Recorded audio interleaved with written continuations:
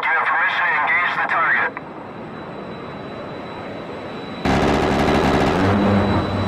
Warning: the following video contains explicit language which may be offensive to some viewers or inappropriate for children. The content within this video is intended for mature audiences only.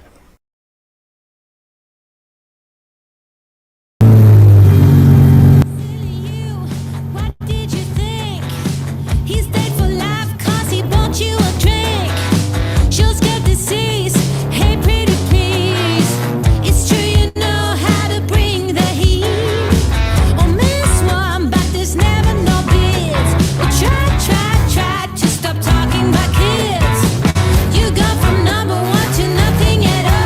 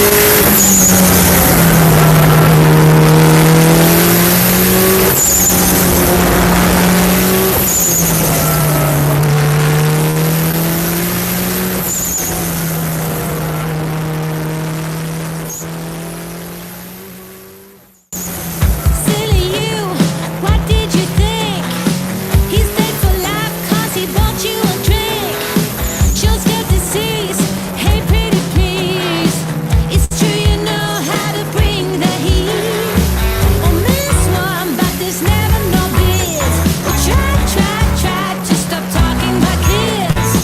You go from number one to nothing at all in just a blink. Oh, why do you think? Oh, I wish I was not as ready to stay. Little heavy dip, he got away. Ooh, he got away.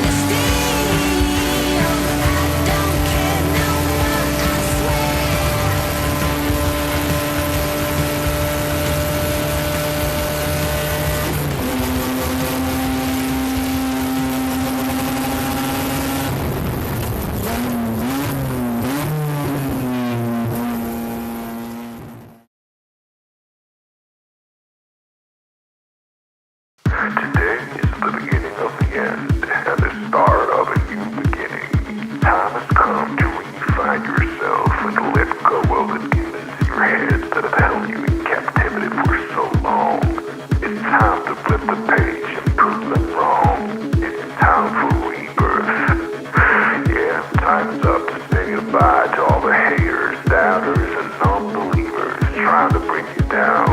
In the blink of an eye, you'll realize that there's so much more to the book than the page you were stuck on.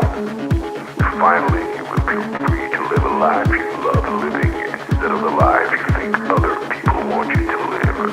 Remember, you are the highest authority when it comes to knowing what you want and what you love. So stop trading yourself for the approval from others. Ladies and gentlemen, weirdos and geeks, please repeat after me. I don't give a fuck.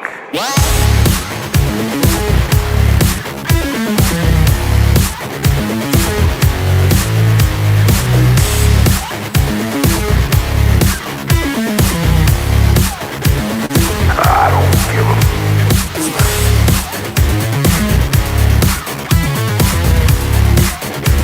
I don't give a fuck.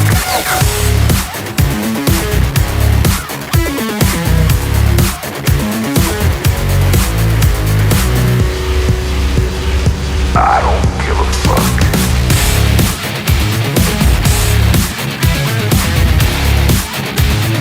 I don't give a fuck.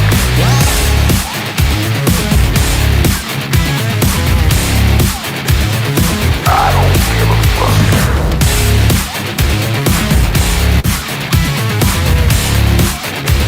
I don't give a fuck.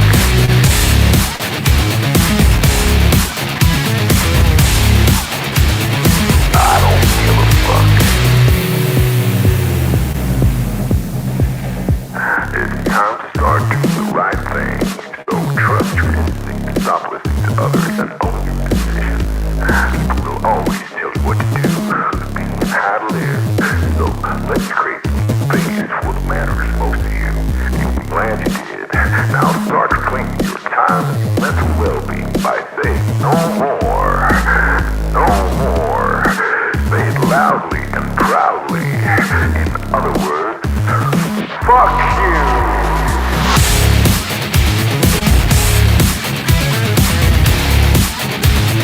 I don't give a fuck.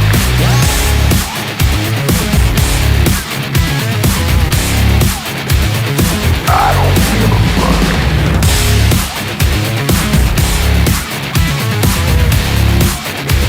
I don't give a fuck.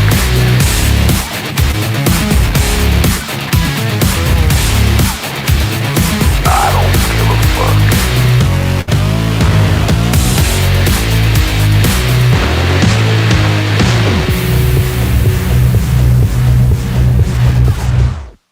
Target acquired.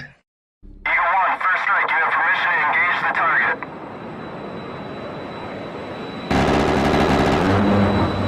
Warning, the following video contains explicit language which may be offensive to some viewers or inappropriate for children. The content within this video is intended for mature audiences only.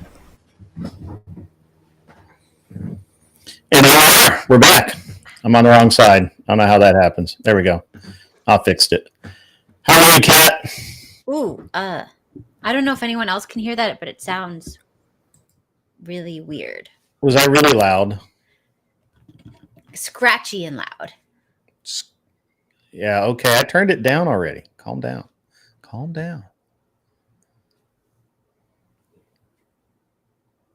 Is it still really loud? It's scratchy. Should not be scratchy. Let us see. Let us check it out. Easy enough. It's weird because it was perfect yesterday.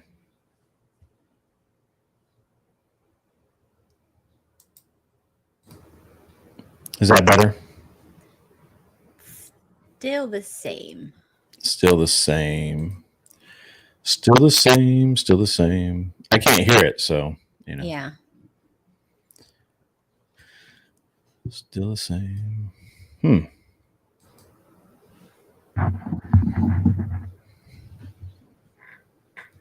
Interesting. They said to put the gain down. The gain is like mostly down, but let me check.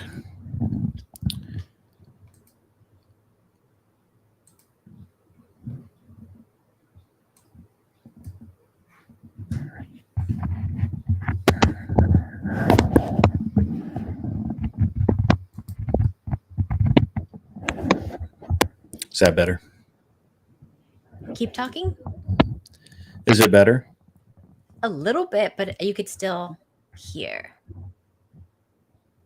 something. Is it better? Chat, help me out. Not really. No. Weird. All right. Well, give me a second. We'll just.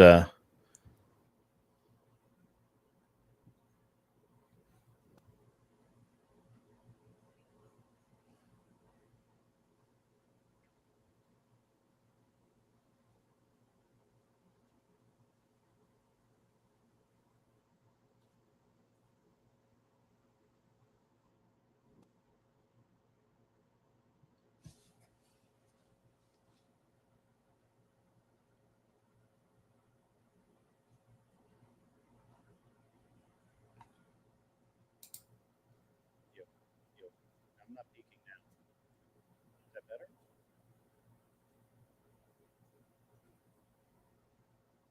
Is that better?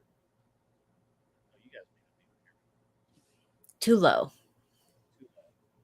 It looks low on mine. I turned everything down like a lot, so let me turn everything. Now back it's up. too much. A little too much. Yeah.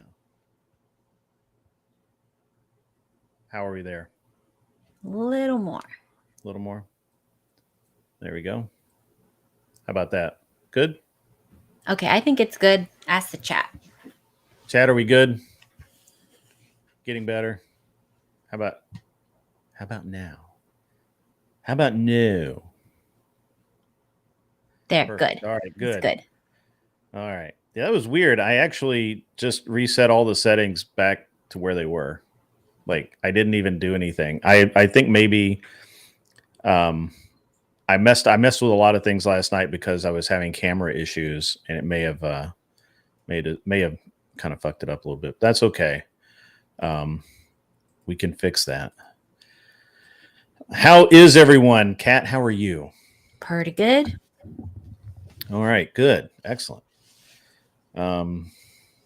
Anything new to report in the last 7.5 to 10 hours?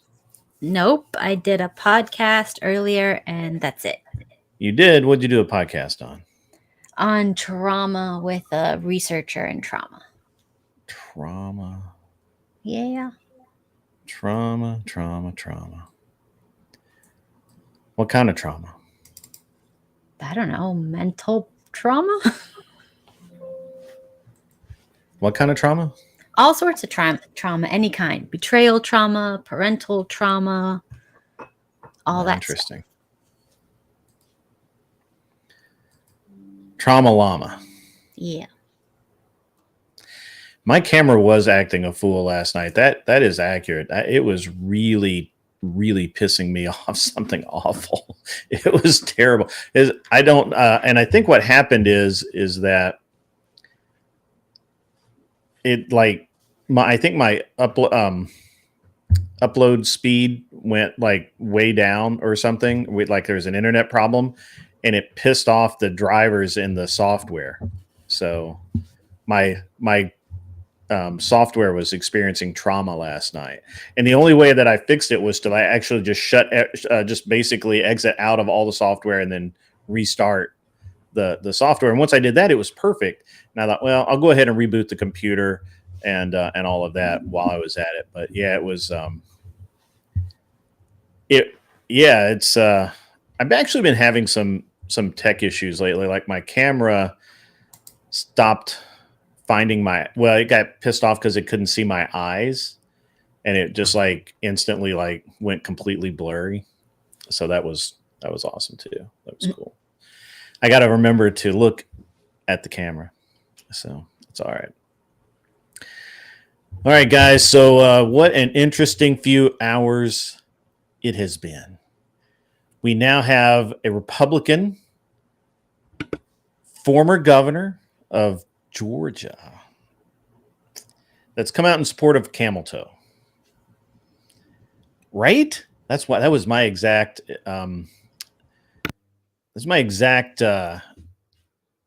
response. My only thing is I really believe that he's a rhino.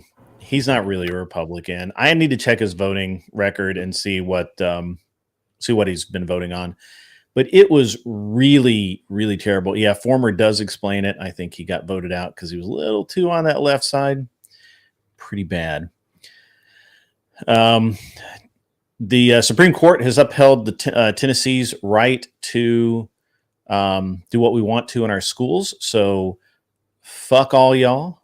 We don't want any of your leftist bullshit. We are anti-woke.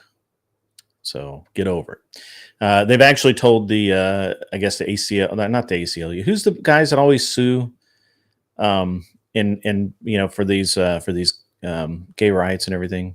It doesn't matter. They can go pound sand. Supreme Court has upheld our rights. Not only that, but I don't know if you guys saw this. Newsom is now being for ACLU. Thank you, Kevin. It sounds like I'm talking to a minion, right? Like I just watched a Minion movie, the new one with my kid, right? Because he's 4 or 3, whatever. He's close to 4. And he loves Minions. Loves the Minions. And it's all about Kevin. So the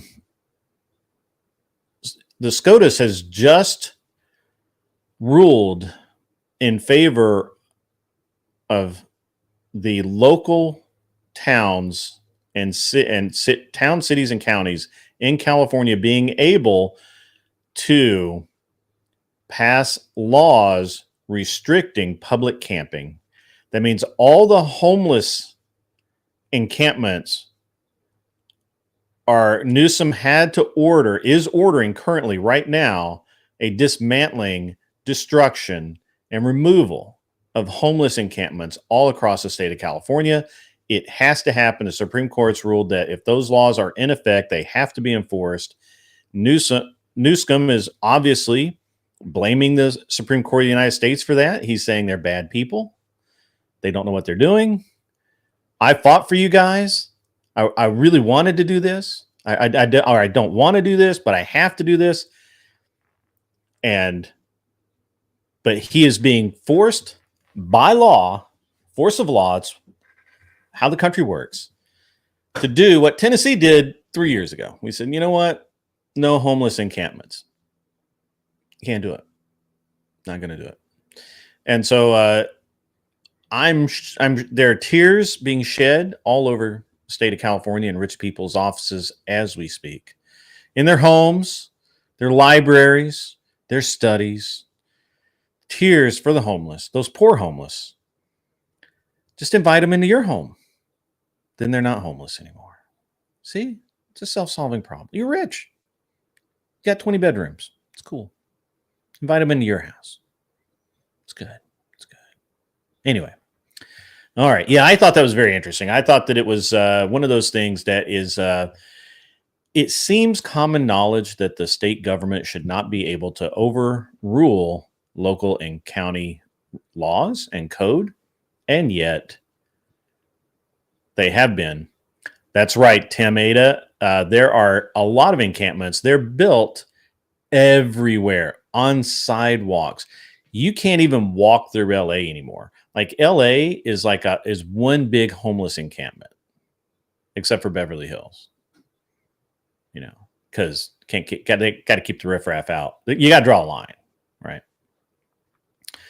So, except on lawn care day. On lawn care day, they're fine. After that, got to get out of here. So that was interesting today. I thought that was it was very interesting. If the government didn't own land, it wouldn't be an issue. Probably. The problem is that, so here's an interesting thing, especially in the state of California. If you go camp on BLM land, there are rules for that, and they will remove you. They're federal officers. That's what they do. So if you go out and camp on BLM land, public land, in the wrong place or for too long, you get removed by the federal officers. They come out, they break your tent down for you, they put you in their truck, and they drive you somewhere else. They drive you off of the property. That's what happens. Can't do it. And can't do it without a permit in any case. Got to have that permit. Federal government's got to get their money. However, downtown LA, just pitch a tent wherever you want. So, yeah, it's good. Well, local government, Anson, I disagree with you. I think local government is perfectly fine owning roads, parks, buildings, and sidewalks. However, I do not believe that the federal government should own anything, because other than, the buildings that it requires for its operation. You could go that. And then, maybe some military bases, that'd be cool. But other than that, why do they need to have deed entitled to so much? It's weird. It's kind of weird. They're really the camel toe thing is they're really trying to act like there's a lot of momentum behind camel toe. I find this very interesting because her approval rating in her own party was her disapproval rating in her own party was 60%. Do you understand how that's like impossible, right? Like that's impossible. So how do we get there, right? Like how does that happen? Very interesting. And the media is very obviously twisting and turning things. Every single article I read has a very leading title with no substance, and they usually just keep repeating the same message over and over. I had one marked. Let me see if I can find it. And it was what was that? So, it was about how the Thomas Crooks guy who took the shot at Trump, his family owned guns. They're making a big deal about the dad supposedly selling the gun to his son. Now, we don't know that actually happened. We don't know that cash exchanged hands, whatever. It doesn't matter. It doesn't matter because it's a father giving a gun to his son. That's perfectly legal in most states. I think California, that's probably not legal, but I'm not really sure. I think there is something called an interfamilial transfer in California, but I don't care to know. So whatever. Anyway, they're making kind of a big deal about this, and they make the article makes it sound like there's like this smoking gun, right? Like they found the big thing that makes it all make sense, and it's really bad, and it's really bad for the conservatives, and it's really bad for the gun people. And they're like, and the FBI director says, why? Why did he do this? Well, who cares? Again, we have to understand that the press, we do not have such thing as a free press. We never have, we never will. Every newsman caters to someone. There's no such thing as free press. Never has been, never will be. There's always an agenda there, and that's it. Generally specific, we're meant to see what we are meant to see and hear what we are meant to hear. All the world is a stage. You are either part of the play or playing your part or the target audience. Sometimes all at the same time, I will add. Thank you, generally specific. That is an accurate statement. That is very accurate.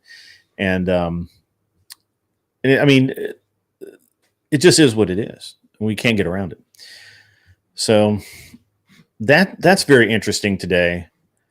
There's a lot of interesting things going on today around the country, around the world, which I really don't care about around the world right now. Right now, I could honestly care less if Ukraine just gives up. I don't give a shit. The interesting thing is, have you guys been following this Destiny meltdown at all? You've not. Oh, you would love this. It is so much drama. I can't believe you're not in the middle of this. It's the exact kind of drama that cats live on. Okay, what happened? What did I miss? Okay, so let's start with, now you understand the story of Destiny, right? So Destiny is a Twitch streamer who became really famous, and then he married this girl from Sweden, I think, and she... Melina, yes, thank you. And she cucked his ass. He was a cuck. He literally says in a video, normally when we travel, we do cuck stuff just one night, but with that guy, she cucked me every night. I had to sit in the corner. It's really really bad. And it was some shit like that. You can watch the video. You can find the video online. I can give you the video. I saw the one where he was talking, where Melina caught him cheating, and then she started screaming at him and basically demands the open relationship or she's leaving. And he, right. Well, so in theory, he always had an open relationship, but she didn't know. No, she knew, but it was supposedly only open on her end. No, in the beginning, he was doing stuff and she didn't know. Was she doing stuff too? Huh? I see that. My understanding is different than that. Is that she was, she kind of started the whole thing. Well, she started it because he was cheating. No. I mean, before there was any cheating or anything. Like that was before they even got married. This was something, right? Well, before they were married, she was in an open relationship with this really hideous person that's really obvious. Like, I don't know why she would be with him, but maybe he had money or some sort of status, so she was with him, but she was not wanting to touch him, so she made the open relationship agreement. That's when she met Destiny and then hooked up with Destiny and then left this guy for Destiny, but they had a traditional relationship until she caught him cheating, and then she demanded this. Are you sure you're talking about Melina? Because Melina moved from Sweden to be with Destiny. Yes. Realistically, just to get the green card, and as soon as she had it, I mean, and she cucked his ass hardcore. Well, it's not that she cucked him; it's that she was trying to punish him for cheating on her. But she mostly had sex with other women. Yeah, mostly with women, and then I guess maybe he would join in. Guys after. Yeah, so I think your timeline's a lot, because my understanding is that they started out that way, and he let her have sex with other women, and then him. Right, with they all had sex together, and then he had sex alone with a woman, and she's like, well, if you're going to have sex without me with other women, I'm going to have sex with men without you, to punish him. And so, it's just degen shit. They're just fucking degenerates. Yeah, she should have just left. Yeah. They were already fucked up. Like, there's no, I mean, whatever. I mean, it's just, all he did was like not include her one time, but she was already having sex. She was having sex with this girl too. So let's just put the cards on the table. It wasn't like she walked in. He was having sex with girls that were claiming to get pregnant to try to break up their relationship, and she would get mad about that. So there was a lot of stuff going. Yeah, there's a lot of stuff going on there. And obviously, whatever. There was a power dynamic that he never really wanted to acknowledge. That anyway, it doesn't matter. So Coomer Gremlin, and he's debating people, and he's getting a little better, but his debate technique is weak, and it's very much just talk really fast and repeat the same rhetoric over and over and over again until you just give up and be like, what the fuck ever, Destiny. And I've never actually seen Destiny win a debate against someone that was actually prepared to debate him. I don't know why people think he's such a great debater.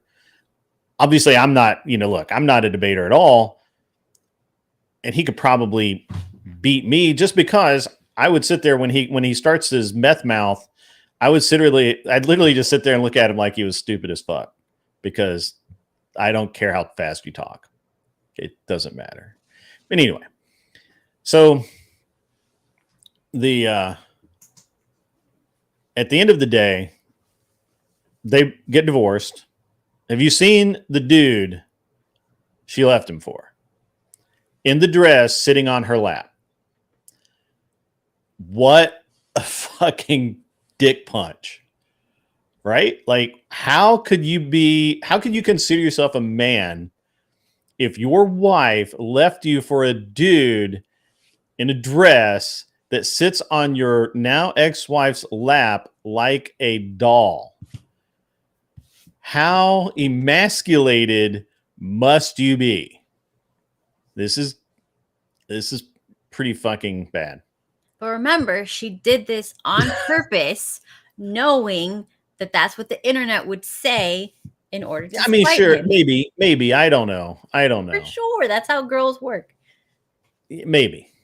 They I don't. the first one that they leave you for is always to piss you off the most. They're still together though.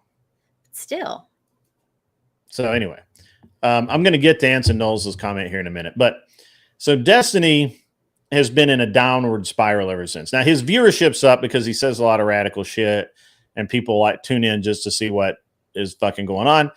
And honestly, I think probably a solid third of his viewership is people that fucking hate him, that they just tune in to see what kind of fucked up shit he's going to say today. Right? Like not even kidding a little bit. I honestly believe that a full third of his viewership are people that just fucking hate his ass. Anyway, I digress. So he's getting, he's been able to work more and he's not out doing cuck stuff all the time. He's been in a lot of cool places, right? Like he kind of debated Jordan Peterson, got his ass handed to him. He kind of debated Ben Shapiro, got his ass handed to him.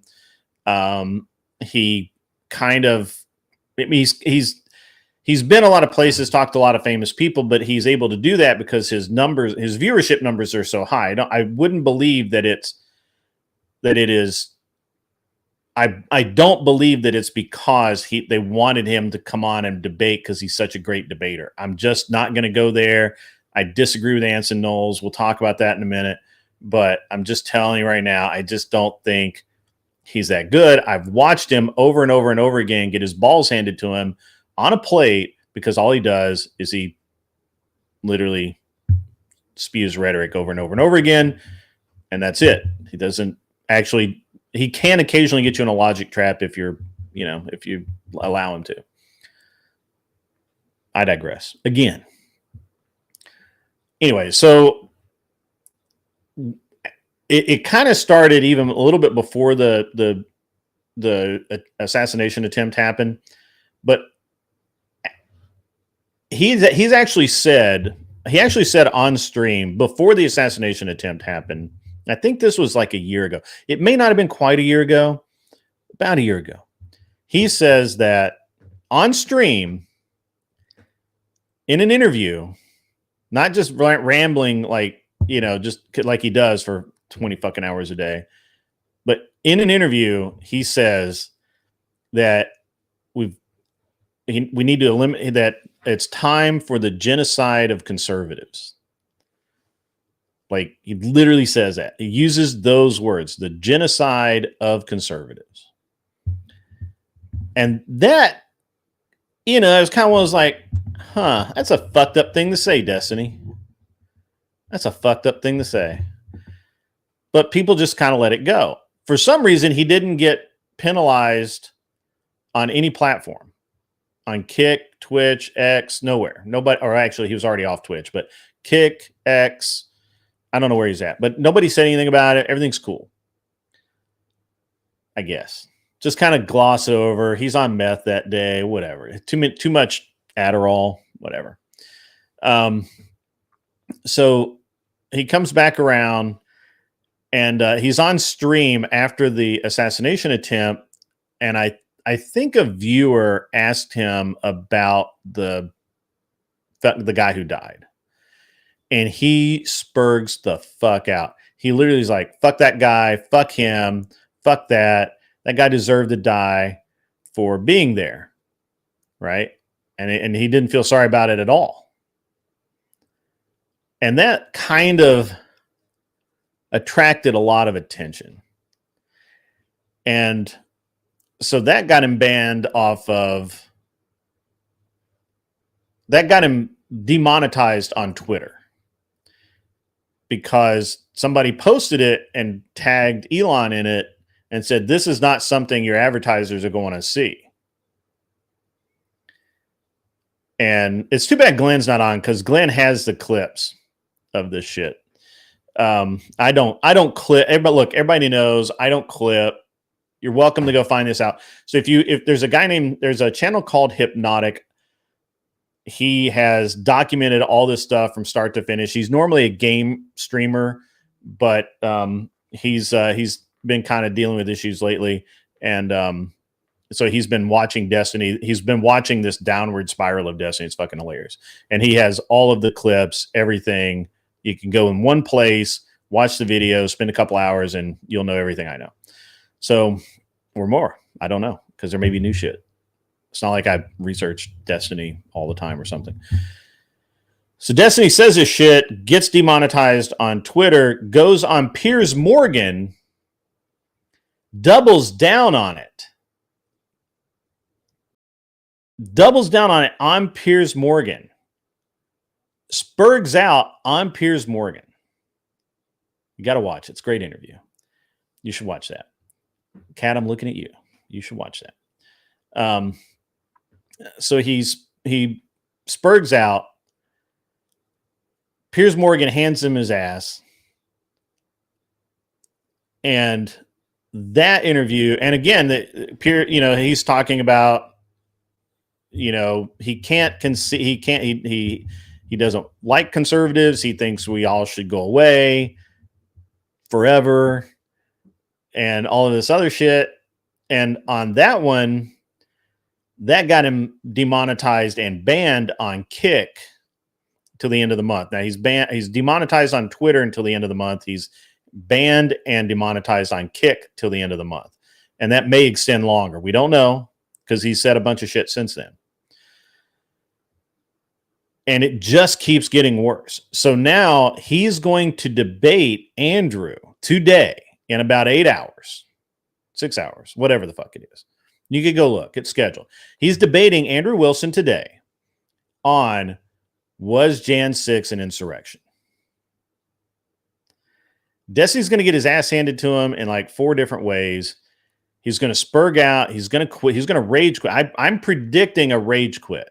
I'm predicting that Destiny will spurg out, lose his fucking mind, and rage quit and blacklist Andrew again.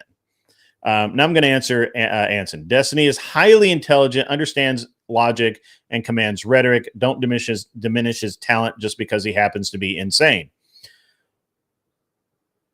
All of those things can be true at the same time, but in this case, I don't believe they are. I do not believe the legend that Destiny's actually intelligent. I think he's very good at rhetoric, and that's it. You can even tell when he lies because he just talks faster. Like, an intelligent person would understand that people can tell when I do this shit, so stop fucking doing it. That's what an intelligent person. I'm not an intelligent person, and therefore I do not know that I have giveaways and ticks and things like that people pick up on and can manipulate me with.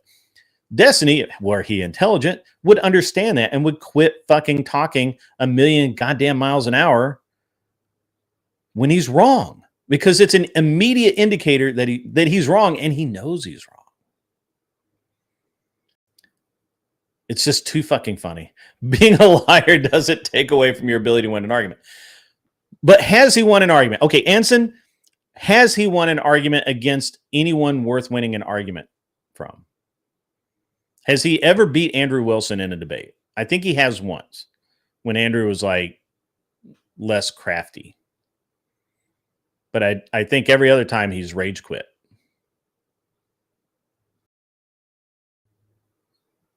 And ban Andrew. So that's not how methoded brains work. That's funny. That's good. I like that. Yeah. So anyway, it's going to go down today. We get a debate. I'm predicting rage quit. I'm calling rage quit right now.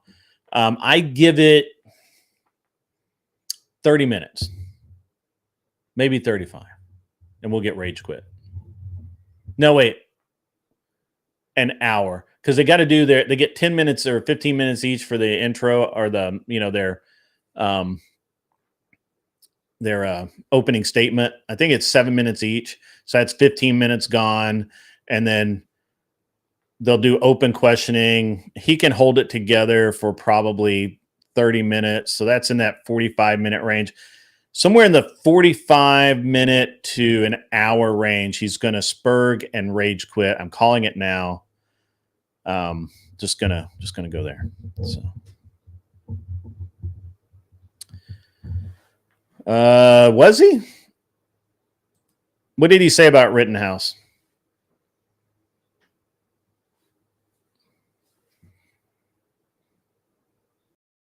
But most people understand. Anybody that could just simply understand basic laws understood that he was right. That Rittenhouse was right to do what he did.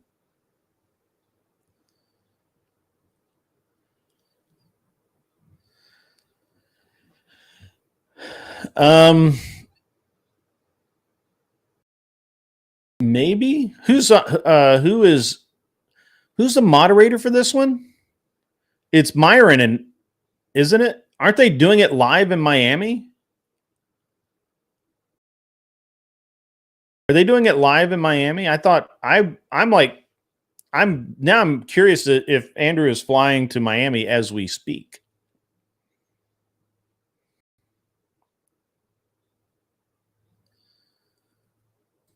What did I miss here, Boulay? Help me out with that. What are you talking about? I missed out on that. Help me out.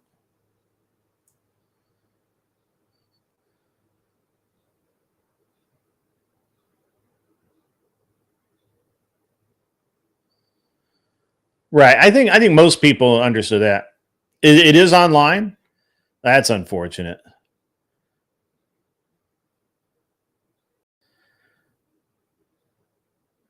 All right. So he was out of his class. What is it, Angel Berber? What are you, or Mr. Boulay?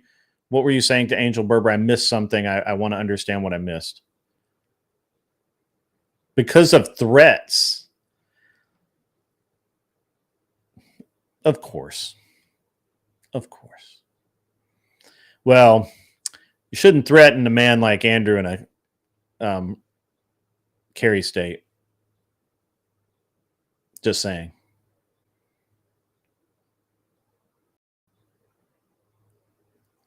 Oh, that's it. Yeah. Well, Destiny doesn't see that as a loss, though. I watched a little bit of that. Destiny does not see that as a loss. He sees it as he held his own, and he kind of. I don't think he considers it a win. I think he considers it a draw. I consider that that Gorka beat his ass, but especially since Gorka has that like really measured delivery, kind of like I try to have, and I just fail at miserably. But Gorka has that really measured, cultured delivery. So that's a part I'm missing. I'm not cultured, and right. I mean, I can't count a win that Destiny's had. He did not win against Jordan Peterson. He did not win in his last battle against Andrew.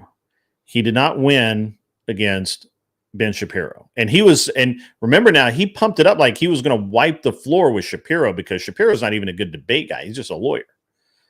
All right. Like, he was going to wipe the floor with Shapiro. Shapiro not only held his own, he got Destiny like in his mid Spurg mode. Now, he didn't go full Spurg, but it was close. But honestly, I believe that was because of the moderator. The moderator really wouldn't allow Destiny to get fully wound up.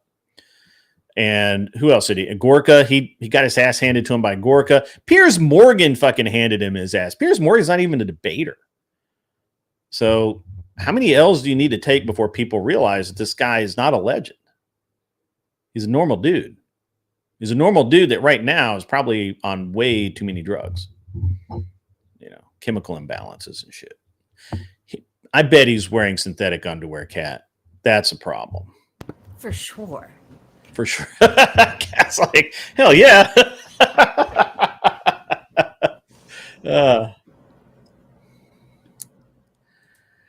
Just create doubt. No, he has to make a good argument.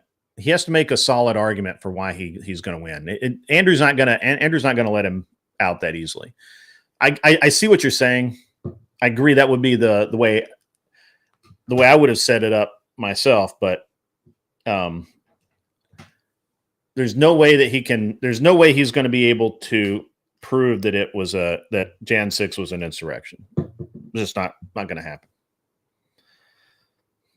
Also, welcome Viking Paradigm. Glad that you are in the chat. Guys, I can't read a damn thing right now, so whatever you're saying, you know. I mean, I can see it. I can almost read it. Angel Berber, Siege D is the best mod in the business. I am just a dude who needs to make fresh content on my channel. So, folks, please sub to my channel. Go to Mr. Boulet's channel. Please sub to Mr. Boulet's channel. Please do.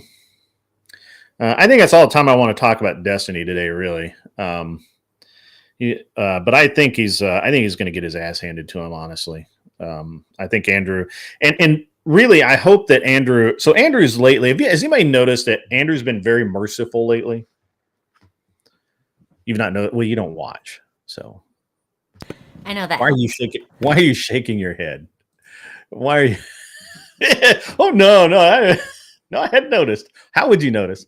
Has anybody else out there noticed that Andrew's been somewhat merciful lately? Like he's not been going for the absolute blood sport kill like he normally does. He's been like holding back a little bit, not completely and utterly destroying people. Do you think he realized that most people are just like kind of mentally not there? That it's not fair? Could be. That's a valid point. I like to think that Andrew has Andrew usually matches energy though. That's true. So I think that it's intelligent. I think Andrew's in a I want to win him to our side space. He wants to destroy their worldview and replace it with something else. Devin Anderson, I actually fucking 100% agree. I think he's out for blood. I don't think there's any mercy. I think that tonight is the night the good stuff comes out. Like I'm not talking the good arguments. I'm talking the good whiskey. I think the good whiskey is coming out. Yeah, I think that's what's going to happen. Yeah, I think that's true. Well, I actually noticed it before Dave Smith with the witch lady. Do you remember the witch lady? Yeah, that was weird. Yeah, he was overly like he should have destroyed her entire worldview. And he was actually even after she was trying to get him to break TOS, talking about that wasn't the witch lady. It was I forget which lady it was, but anyway. She was trying to get him to break TOS by talking about underage. It was feminism as a feminism lady. And it was very interesting. So I thought that he handled that a lot better than I would have. Because if someone tried to TOS burn me, I would have. I was in my when I did my call in, I was quite unhappy, dissatisfied with that lady. So, yeah, I've heard it. And he seems very focused. So, as a matter of fact, I don't see him online at all. He might be out increasing mental energy or something. I don't know. So.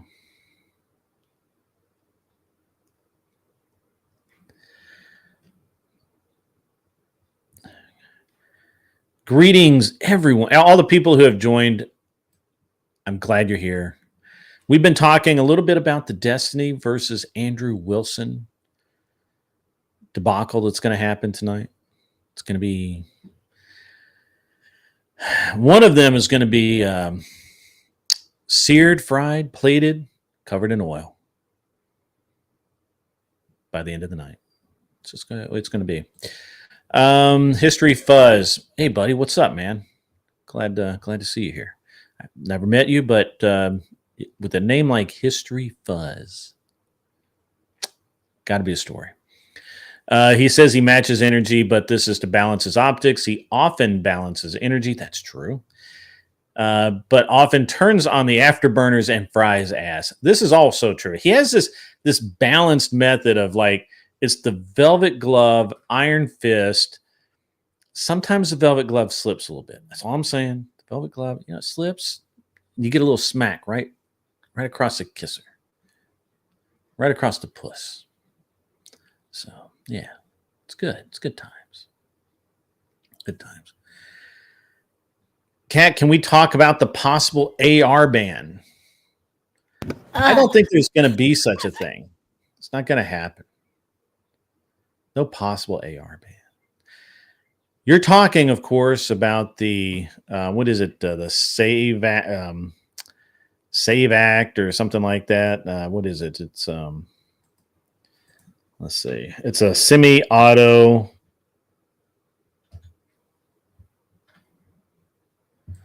well, no, that was the Schools Against Violence in Education. Hang on.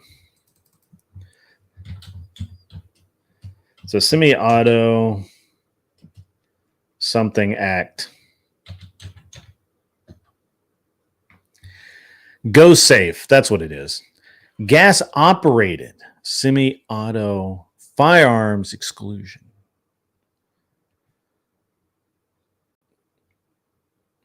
Do you know what that means? No. Okay. That's okay. It's okay. It's okay. It's totally okay.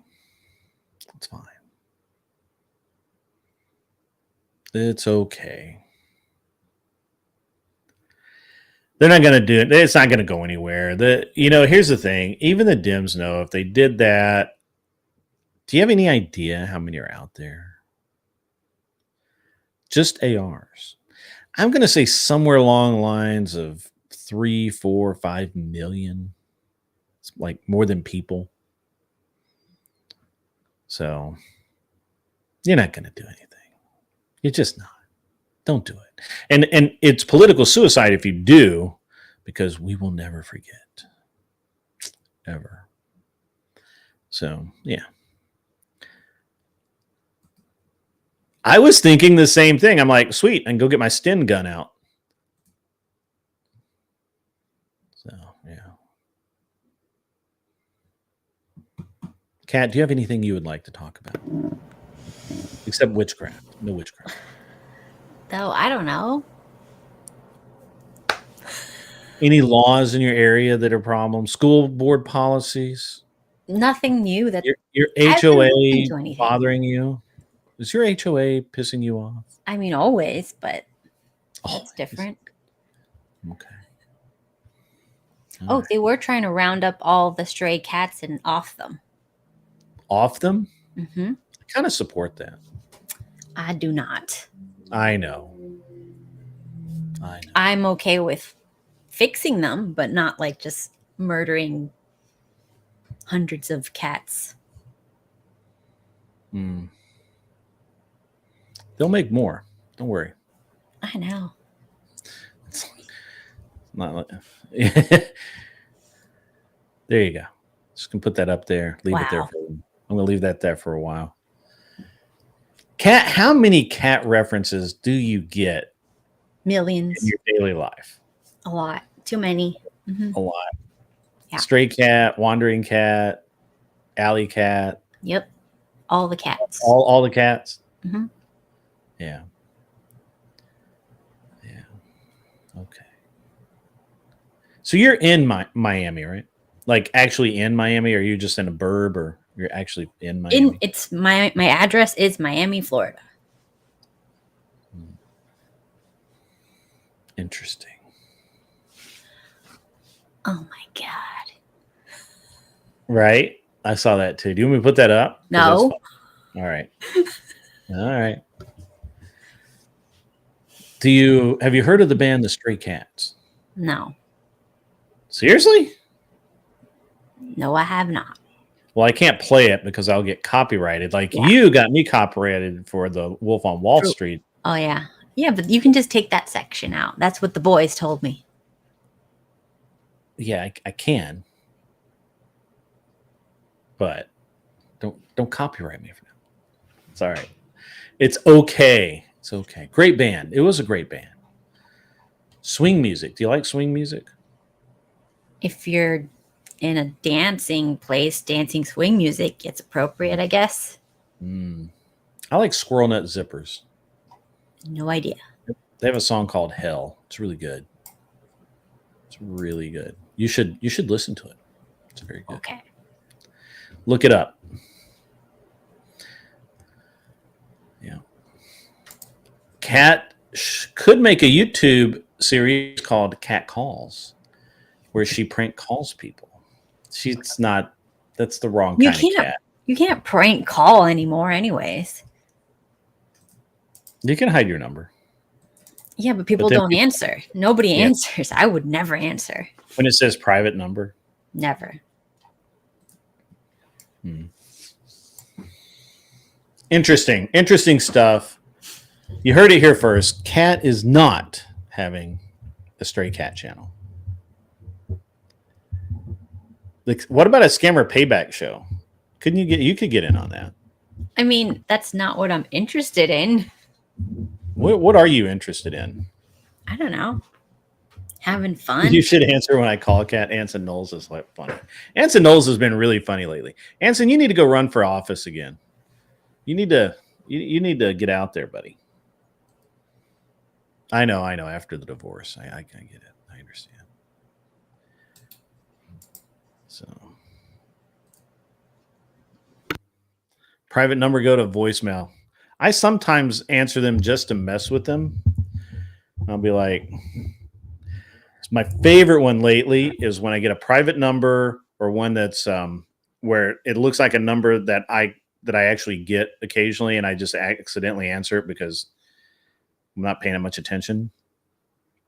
And I'll go, hello, and they'll start with their like, is this Mr. Walker? Is it blah, blah, blah, blah, blah, blah, blah? I'm like, how'd you get this number? This is a restricted number. How did you get this number? I'm sorry, I'm going to have to turn this in. You just stay by your phone. Somebody will contact you.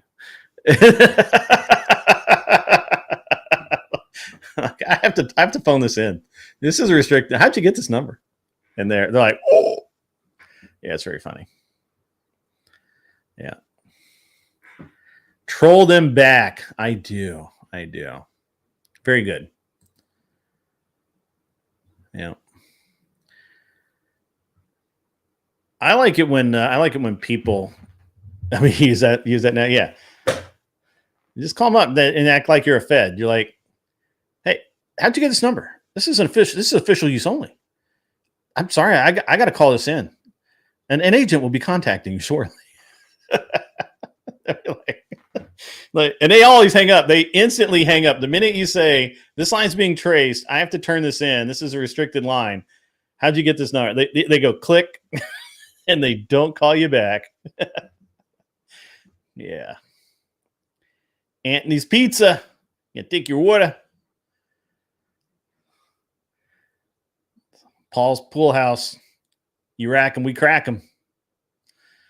So, anyway.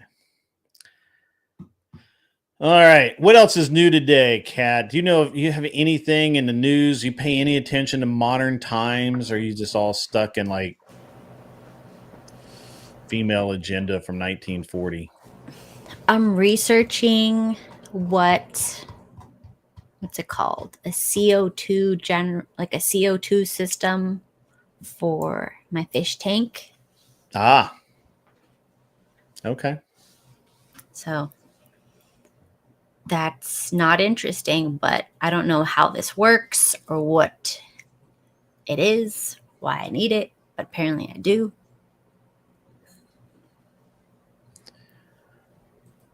Which one, Kevin? Which one?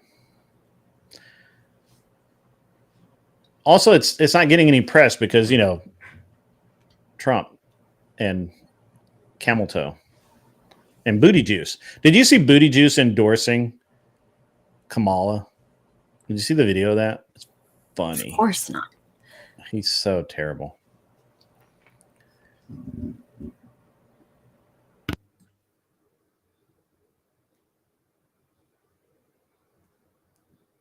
Yeah, just put fish in the tank. Will the fish eat the shrimp? If you put like clownfish in there, will it eat the shrimp?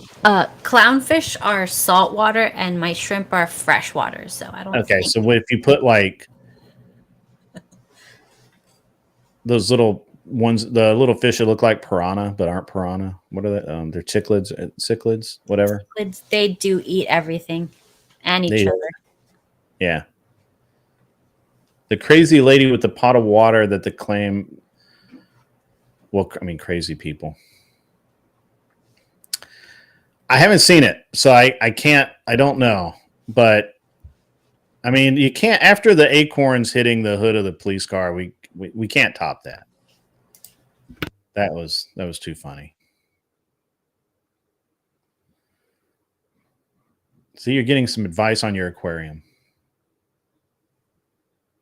Yeah, I threw my mine out in the backyard because they kept eating my other fish and they pissed me off. So now they live in a big, huge bucket in the backyard. Wow. Well, Kevin, send it to me on Facey Space. Don't be weird. Be a grown up. I know nobody wants to do that anymore. Be a grown up.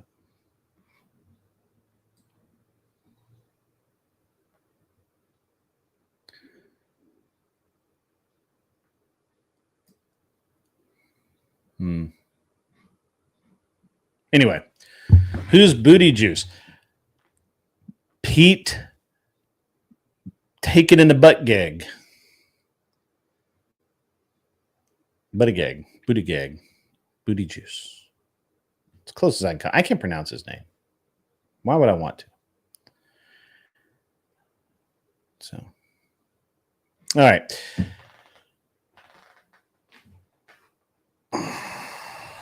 I gotta make a call here. What? Oh, Kevin coming through for me. I got the video. I'm gonna take a quick look at this. Entertain the folk, Cat. Entertain them. I don't know. Ever thought of aquaponics? I've thought about it. Now, doing it? I don't know. I mean, I got plants growing out of my things, so I guess that's kind of the same. I got one strawberry once, but like it wasn't enough to keep going with that. And I'm not putting piranhas in my swimming pool. I don't have a swimming pool, but if I did, I don't think that's a good idea. Okay. Let's see. Tell us how to have a great relationship. Find someone who's not insane is the first step. What sounded bad?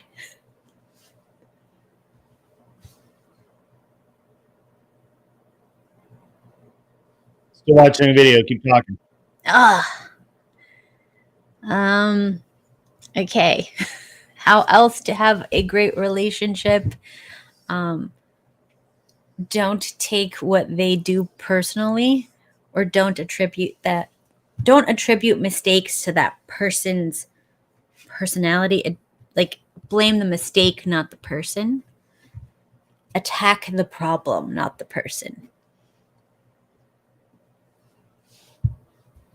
Having stuff growing out of your thing sounded bad. Yes. Out of my fish tank. Having plants growing out of my fish tank. Not my thing.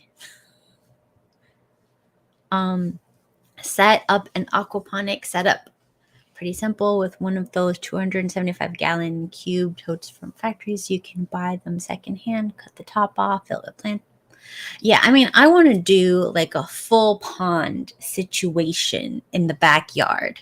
But my husband is against it because it would require him digging and breaking a lot of huge rocks we have in the backyard. And that is not something he thinks is really fun to do. Because remember, I would be the one saying to do all the work while he would be the one who actually has to do it.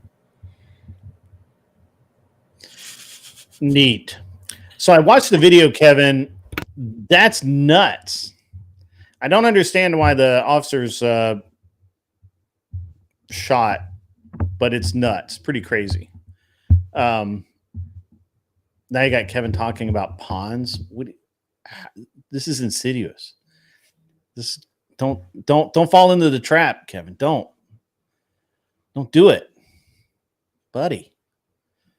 Anyway, yeah, that's a pretty interesting video, Kevin. I had not seen it. I think it's pretty clear cut. The officer overreacted. So I would say that he probably should be. I think that he overreacted on like a very large level. So, but his aim was good. So there's that. So, yep. Anyway, neat stuff. What else is going on out there in the world today? I'm sorry. I got sidetracked on the fish thing and trying to include poor cat into our little world. And, I shouldn't have done that. I'm kidding. So, Kat, what do you think about the narrative that attempts to? So I was actually started off with all of this, and I kind of got sidetracked on the Destiny thing and some of this other stuff. What do you think about the narrative that controls us all every day, everything we do? You have to fight your way through the nonsense in order to even have like a valid opinion, right? Like, I mean, there's so many half truths out there and almost lies and things like that it's hard to even tell what is the reality, right? What do you think about that, Kat? You mean all the propaganda for everything? Yeah, literally propaganda. Like all of the pre-made videos for Kamala that just instantly appeared. Yeah, I think they knew that this was going to happen forever. I mean, we knew this was going to happen. We thought it would be sooner, to be fair, but everybody knew that this was going to happen. So they had no choice but to prepare. So I don't know. I mean, it is what it is. He was a useful idiot at the time, and then I think now they can't fake that he's functioning anymore. Okay, fair enough. That's probably true. What did you think of his speech? Did you watch the speech that he gave? First of all, I don't believe it was him. It's AI or somebody dressed up or something. I mean, I wouldn't put it past them. They've already caught Kamala doing AI, and we know, and she's alive, and she doesn't have like the time to do anything. Come on, it's crazy. Yeah. Okay. Interesting. Okay. So I actually thought it was a body double because we know that the president uses those from time to time. Of course. That's like a fact. Like, it's not even a guess. That's just fucking facts. So, whatever. Yeah. Okay. Do you feel like that the Democrat machine is very concerned about what's going on right now? Who? The Democrats? Yeah, the Democrat machine. Like all of the people. I mean, they're just gonna who support whoever they're told to support because that's what they do. Mm-hmm. Sure. I don't know. It's kind of like blind faith at this point.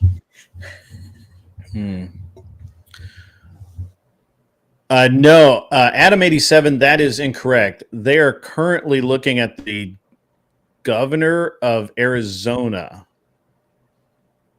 or former governor of Arizona, the fighter pilot guy. They're looking at him to be the VP for Kamala. They think that's the winning ticket. So, yeah. Yeah, Mark Kelly. Yep, that's it. That's a guy. They're looking to Mark Kelly to be the VP on that ticket. They kind of have to do it. Although they're now saying that Kamala can't get 150 million of the 250 million that they've raised for Biden. they're now saying that she can't get that either. So I don't know. Yeah, we can have John Smith up. That's fine. We can get some people up here, talk for a little bit. Yeah.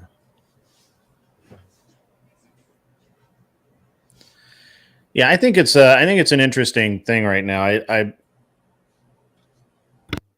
I think what they want is they want to show us they want to show the moderates as not voting for people that the Democrats would normally feel like they should vote for, and they get 4 years of advertising on that. You were too afraid to vote for a woman of color.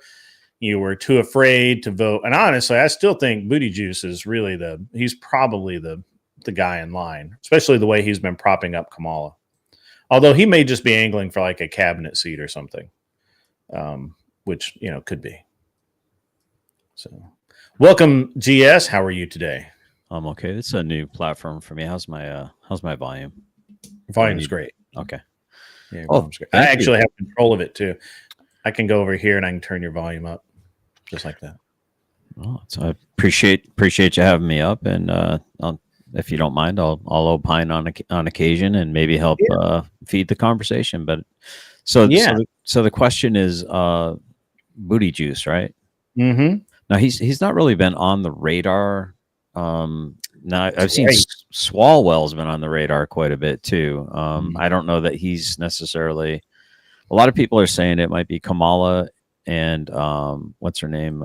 Who's the female on the Republican side? Not Whitmore. No, Republican side. Oh, Republican? Yeah. Oh, there's no Republican. Nikki Haley. Nikki Haley. So people are saying it might be Nikki Haley and it might be Whitmore or Kamala. That's too far out of the realm of reality. Have you met our country recently, brother? Yeah, but it wouldn't.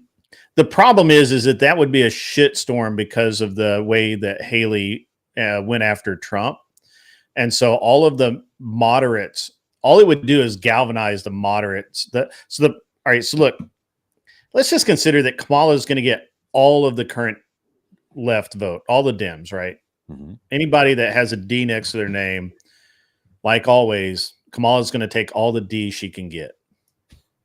Just see what I did there? That was funny, right? Okay. Oh, but you wouldn't put my beating the up.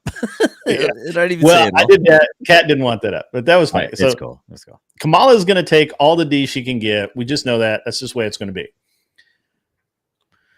Fair enough. The problem comes in the moderate and the independents, and the Democrats realize that right now, unless something dramatic, and I mean so dramatic it can't be overlooked, happens, every one of those votes is for Trump right now because of the assassination attempt. Like anybody that was on the fence, anybody that was wavering, anybody was like, anybody but Trump, that shit's all gone out the window with the assassination attempts. And there's likely to be another one. Here's the thing is I truly believe they're going to try again. And if they miss again, which I think they will, I don't remember. In fact, I don't even think they'll be able to get it. I think that now that he has sufficient coverage and he's probably hired some of his own, which I would have. I would have gotten a bunch of Goombas immediately and just right. I would have reached out to whatever Blackwater's calling themselves now. What did we decide they were yesterday? It's a new Academy, Blackwater, Trinity, and all kinds of stuff. It's a Trinity group now. Because they're with anyway.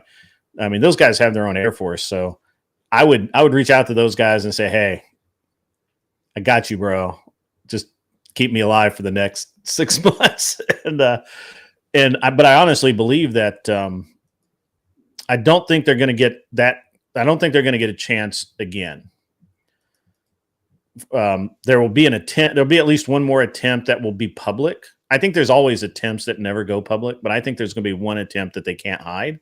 Mm-hmm. And if that happens, Trump's unbeatable. He's armor clad, bulletproof, shoe-in. That picture of him bleeding out of the ear with his fist raised is campaign fucking gold. It just is. So it's interesting. Have you looked at the imagery of the picture? Have you not seen that it's almost a photo reverse negative of Iwo Jima?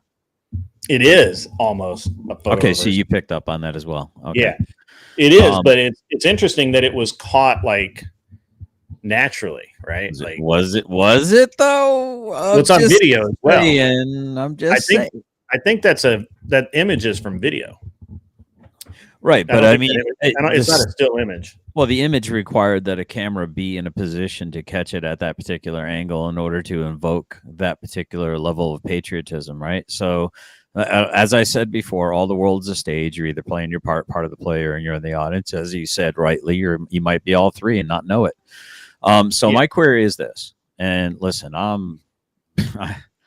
if anything, Trump has been incredibly consistent since the 80s. If you watch any of his interviews, although he's like myself, he's a classic liberal, and he didn't become a Republican. The Democratic Party shifted the Overton window so far to the left.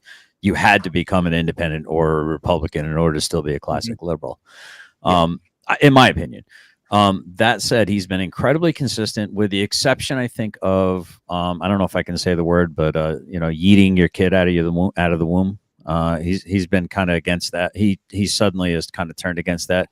Ironically, Trump was the only president who openly came out in support of LGBTQ, and they still hated him. He's done more for I don't think he's black. Them. He just doesn't. No, he came out during his acceptance speech. He came out publicly accepting them as to not be persecuted. Not that he right. Yeah. So and that's where I was going. It's not that he accepts them. He's taking the moderate conservative viewpoint of it's none of my damn business. Live and let live. But what do they do for that? Now, Biden has been on record. Obama's been on record, basically downcasting that particular lifestyle on record, and have not amended that record. Not just once. What's that? Not just once. They did it multiple times. So my point is this, right? So here we got a guy who is reasonable, seems to like America, inartfully or indelicately speaks like a man should and ought to speak. Maybe not ought all the time. But here's a man who speaks as men used to speak, unapologetically. And some people are going to like that. So here's the question. I never would have thought in a million years that Biden would have won the last election. Now, I'm not going to TOS you here. That's not my goal. So I'm going to be very careful about that. I am shocked and surprised. As we all are. And there is a level of, it's not that they supported Biden, it's that they hated Trump, that I guess I get and I understand, because Trump derangement syndrome on both ends of the spectrum is real. There are some sycophant Trump supporters that literally think the dude walks on water, he's the second coming of Jesus. Those people need to get a reality check. And then there's the people that absolutely think he's worse than the little guy with the funny mustache. So in both regards, Grid, it's asinine. I believe that the truth is somewhere in the middle, as it often is. And when we get to extremes like this, the bifurcation of the United States of America is it a bug or is it a feature, Grid?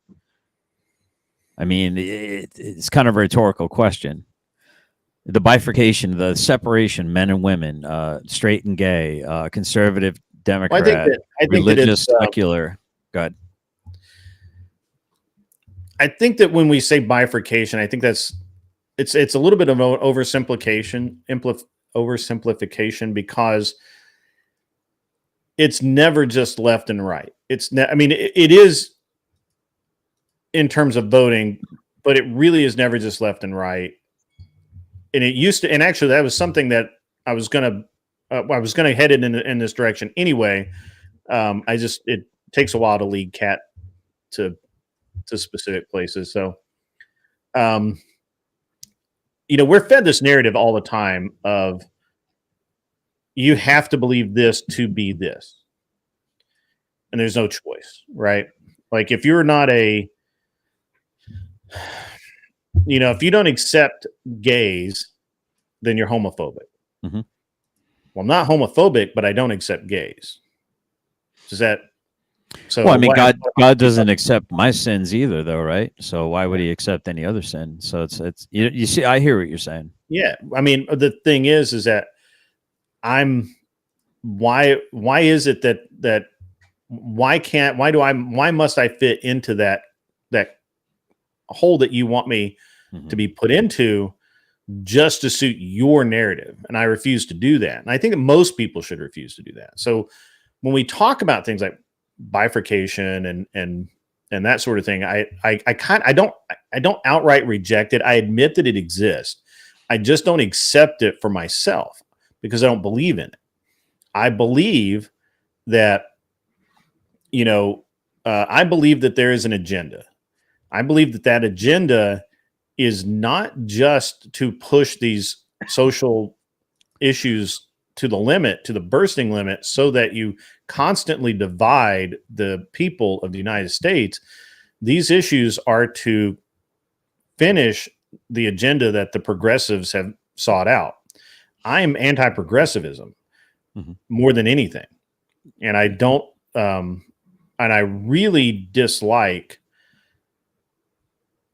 and there's not a lot I can do about it, but I really dislike the rhetoric that is on the table now, where you have to be a Democrat or a Republican or whatever. I consider myself a constitutional conservative.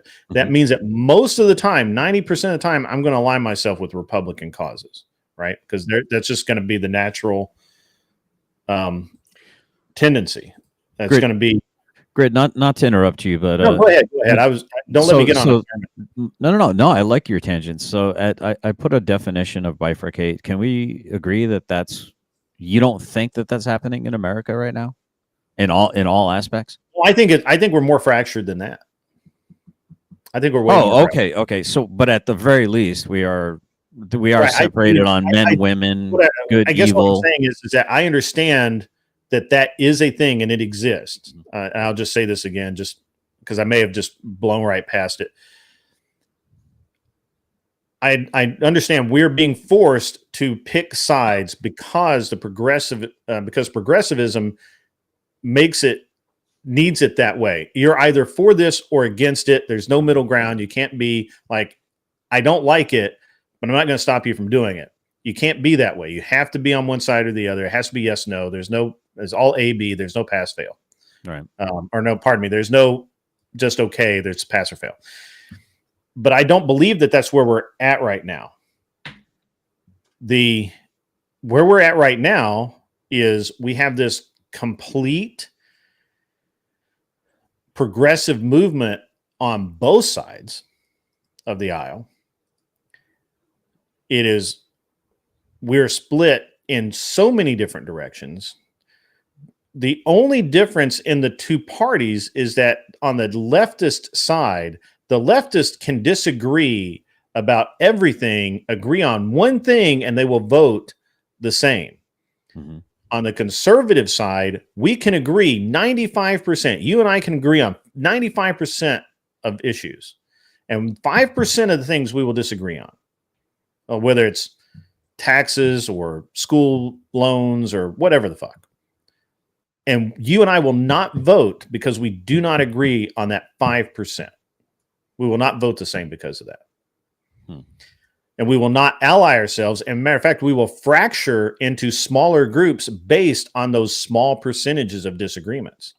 So a question, if I'm to respond to your assertion that that the left can agree on just one little tiny thing and disagree on 9 things out of 10, and still vote similarly.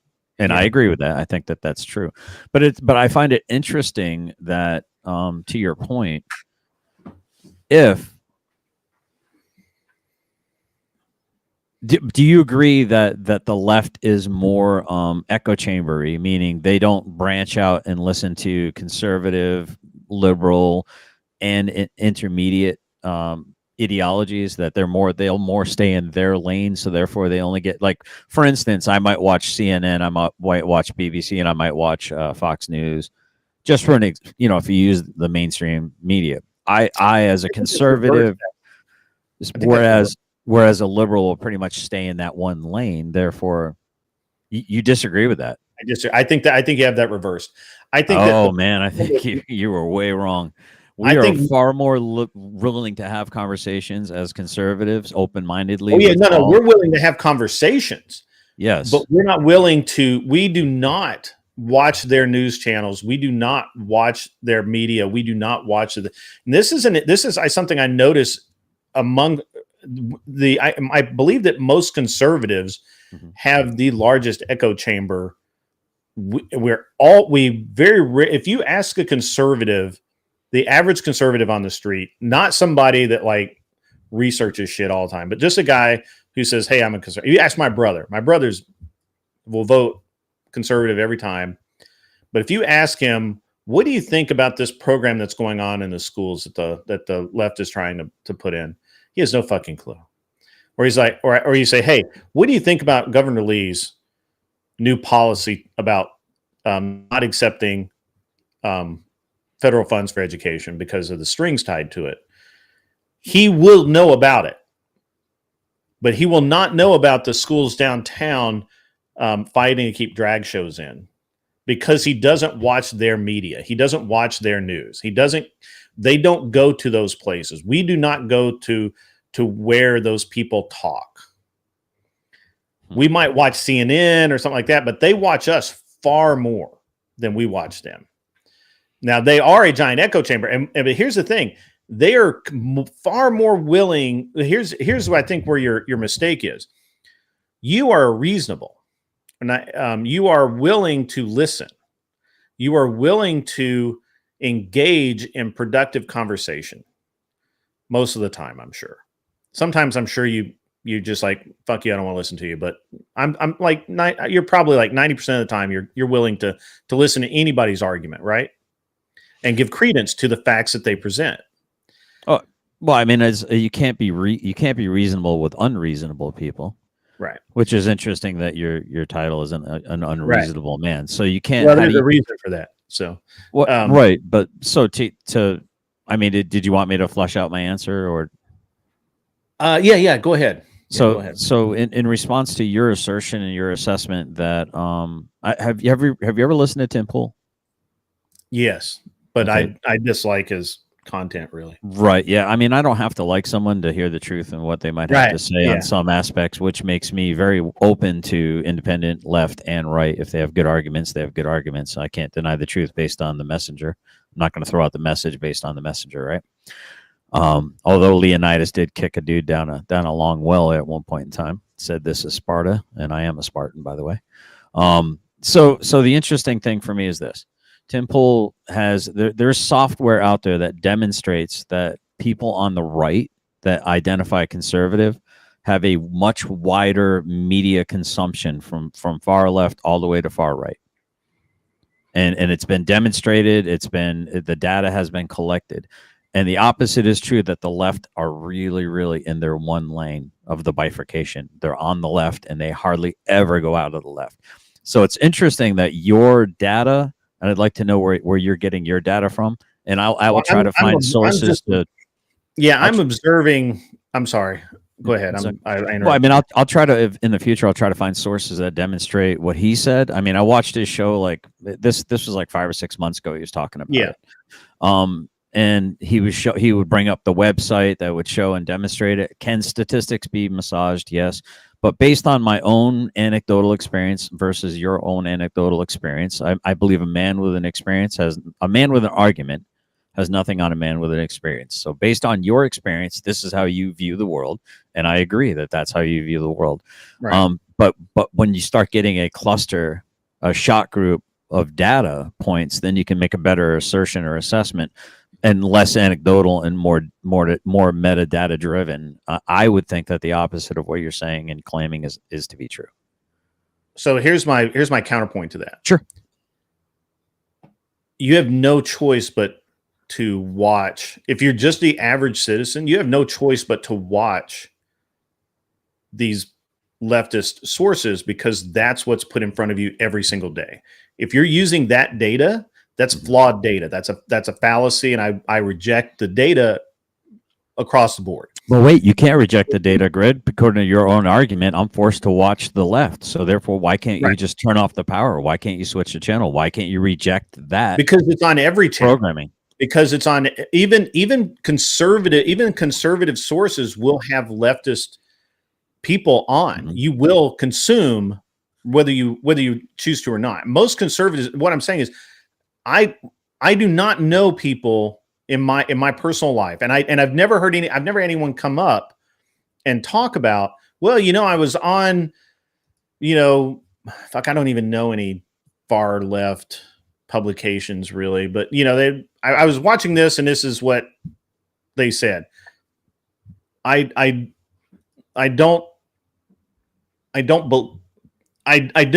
reject it because I think the media data is gathered based on hours watched globally, and it has nothing to do with what people are seeking out. If you told me that that men like me were members of the DNC website, which I'm not, but I do go there occasionally to find, to look at news. If you told me that men like me and women like Kat were on Destiny's Discord 24/7, I would agree with you. You could, because that's us seeking out and immersing ourselves in their world to understand their viewpoint. I would agree with you if you could prove that, but I don't think you can.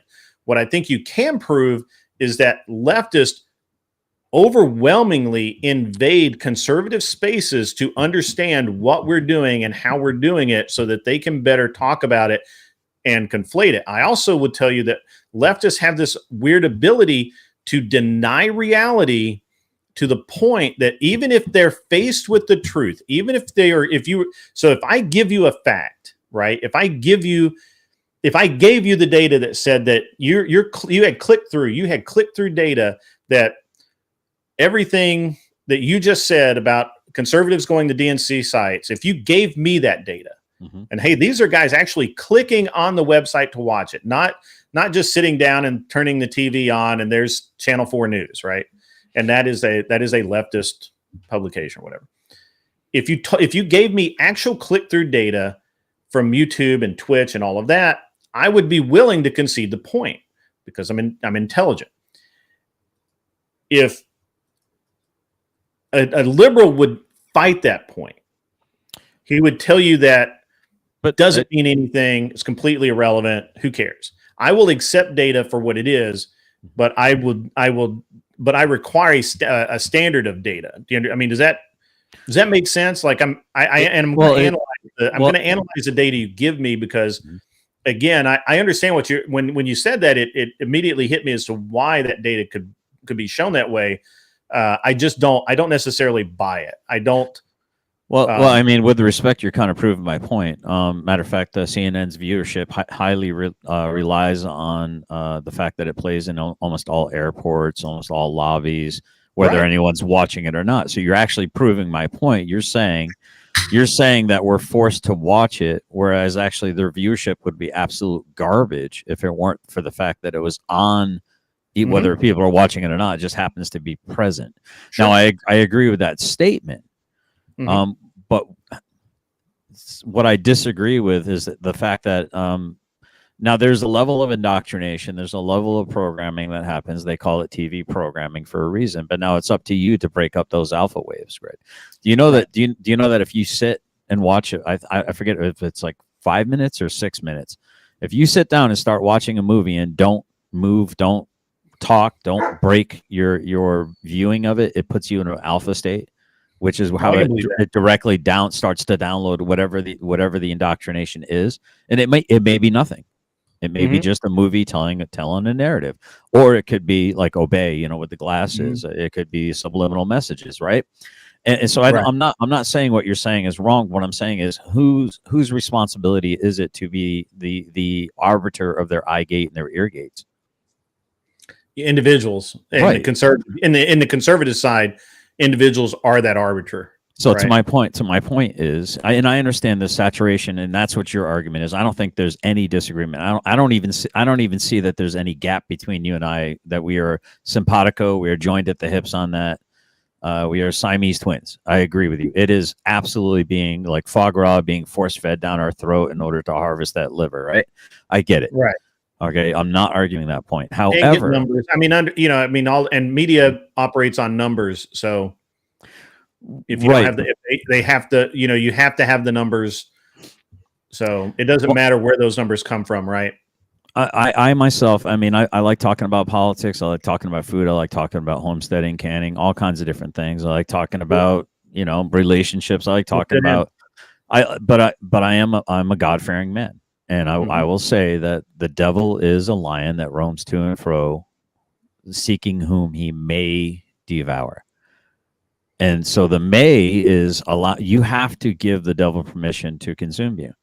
No one can snatch you out of God's hand except for you taking yourself out of God's hand, right? Allowing the devil to have his way with you. So if you want to call the devil CNN, if you want to call the devil Donald Trump, if you want to call whatever you want to label the devil to be, it requires your permission to be devoured as, hyperbolically. You know what I mean? Whatever devoured means, whether does it mean you get further into your vice, right? Whatever that thing is. Whatever that flesh that you're feeding, right? So there's a requirement of each of us individually. And this is why I say, look, I'm unapologetically a man. I do not apologize for being a man. I've been with the same woman for 34 years. I've got grandkids. I'm doing something right. Some might not agree with my methods, but the results are the results. Now, maybe she'll escape the conics that I have her chained into. I don't know. Anyway, that's a joke. Internet. Jeez, I can see it already. Somebody's already clipped that. Yeah, it's all right. There's worse stuff out there, trust me. So for me, the thing is, at some point in time, whose fault is it that the world is the state that it's in? Evil tells you what it's going to do. It is up to you to stand against it. And silence is you're acquiescing. When someone, and here's why I think someone like Alex Jones, for example, I'm sorry, I probably shouldn't have said that word, AJ, for example. Sorry. I think that either he's part of the system, he's a paid actor, or he's being fed this information. And the fact, I mean, can you imagine, Grid? Can you imagine being fed legitimate information about crazy stuff going on? And you keep getting this, and it's checked and rechecked, and it all checks out. And people just won't listen to you, and they just won't listen to you. And 10 years goes by, and then you're proven true. Yeah, the AJ was right. Jar keeps getting bigger, right? But now you got to understand something. Okay, well, how is he presenting it? They're making the friggin' frogs gay. Okay, look, man, you're a psychopath, right? Right. So whatever you're saying, the atropazine or whatever they're putting into the water, all the hormones that are coming from all the females' birth control pills, getting and the urinating. All this stuff is getting recycled, these trace elements. That's why testosterone in men over the last 4 decades has dropped precipitously. I mean, precipitously. Grip strength in men is going down. Grip strength in women is going up because nature abhors a vacuum. Testosterone in men goes down. Now you see women out there throwing hands like men used to do in high school. All right? True? Cat's nodding. So nature abhors a vacuum. It will always fill in the gaps, right? Nature's equilibrium. That said, I know I'm gish galloping all over the place. That's okay. There's a point to this, Grit. Okay, and the point is, it's part of the plan. It's part of the plan of weakening the average. Hey, sorry, I got a 120-pound German Shepherd like itching and shaking my entire table right now. So part of the plan is to disrupt the endocrine systems, the food. Like if I was a European and I came here and had the same exact diet to include McDonald's or going to the grocery store, picking up the steak, whatever food I would eat in Europe, if I came here and ate that diet for about a month to 2 months, I would gain 10 to 15 pounds. And then if I went back to Europe and had the same exact diet that I had when I was in the States, again, I would slowly start to shed those pounds and to start to normalize. So what exactly we in America think, oh, well, we have the FDA. Well, they're taking care of us. They're looking out for us. They're protecting us, right? They know, the government knows what's best for us. Have you ever heard of the term M-Cool? Little M, capital O, capital C, capital O, capital L. M-Cool. It's labeling from the FDA. It's mandatory country of origin labeling, and it goes almost uniquely on almost most meat, and to include pork and beef. And if you look into it, they've rescinded M-Cool. about 5 or 6 years ago, I think it is. I'm a little fuzzy on it. So why is it that they no longer have to tell you where the meat's coming from? Is it Bill Gates mystery meat? Is it coming from offshore from pig farm, the pig barges that are offshore in international waters? That China, what I'm hearing, China pretty much owns all the pork now in America. I mean, that's tinfoil hat, perhaps. So the question is, I ask myself this question: if it is the way it is, why is it that way? You made a statement. The left controls the media. So then I ask the question Socratically, why? Why? Now, and this is a rhetorical question, and I'll just throw this real quick, and then I'll shut up. So That's all right. propaganda has about a 40 to 50% success rate. That the indoctrination, the propaganda is going to have a 40 to 50% success rate, and understand 80% of all stats are made up on the spot. Right. So let's just charitably assume that there's a 40 to 50% success rate, meaning some people are going to believe Trump, Orange Man bad, some are going to believe Orange Man good. Both level of propagandas. But how do you control a population in totality and totally control a population? You've heard of the Holocaust, yes? Everyone has. Every 3 years is a new Hollywood movie, so that we don't forget. Do you know what the Holodomor is? True. Have you ever heard of the Holodomor? I'm sorry? Have you heard of the Holodomor? Holodomor. And by the scrunching of your eyebrows and the furrowing No, I of don't your think brows, it is I a don't very know that I've heard it it said is an that way. elusive term to you. They're both hollows. One was done by the Bolsheviks, who were Jews, so-called Jews according to the Bible, and one was done to the Jews, the Holocaust. So the one we never forget, and the other one we ignore, because one was perpetrated by those who are protected, allegedly, who Jesus himself said, "You are the synagogue of Satan. You call yourself Jew in name only, but your heart is far from it." Now there are Jews out there that are amazing, awesome Jews, but my Lord and Savior is the King of them. All right, so I just want people to hear my heart. So if you've never heard of the Holodomor, I encourage you to look it up. So the Holodomor, the Bolsheviks were about 7% of the political population in Stalin Russia at the time. They managed to somehow, they didn't have to control all aspects of the government grid. They just had to, where the rubber stamps were, the yays and the nays. So they had to put themselves into where they could clog or they could expedite whatever bills or laws or whatever policies they wanted to say yes to or no to. So eventually, once they insinuated themselves there, they ended up seizing the total power of the government. So 7% of the political population became 100%. They started, how like the Jews were other, they were called vermin and rats, and they were considered all these horrible things. And they othered them and load them onto boxcars and were able to do those horrible things to them. Well, the kulaks in the 1930s, I believe it was 32 to 33 was the Holodomor. Okay, this is long before the Holocaust.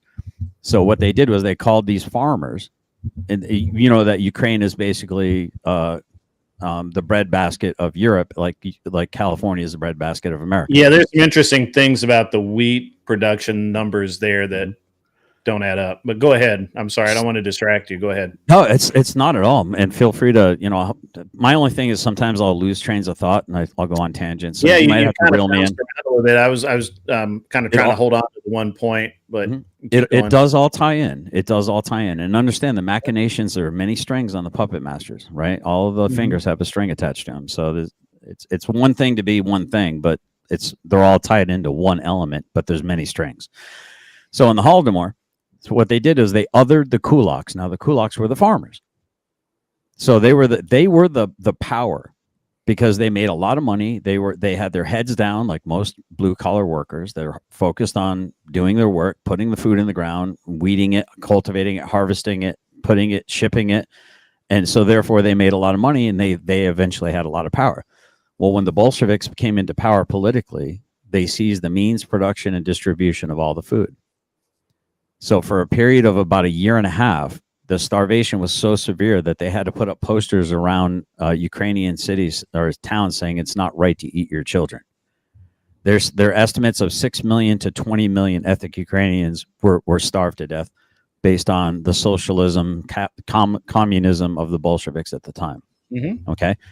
Now, I don't know if you'll remember in our recent history, do you remember what happened in Venezuela? Yeah. Do you know that women were selling their bodies for half a roll of toilet paper? Pets pretty much disappeared within Yes, 2 or that 3 happened. months. Squirrels, birds, everything was being eaten. They were desperate because they went from being a very oil-rich, successful country with a very high quality of life to suddenly socialism got slammed in accidentally on purpose. I don't know. You call it whatever you call it, but suddenly It was a Holodomor coup. I mean, it is what it is. It's a coup. Holodomor 2.0 was established. Okay. Now I've got years of experience in the military. I did counterinsurgency training for 5 years out of my entire military career. I had to be the bad guy. I had to think like the bad guy, Taliban, Al Qaeda.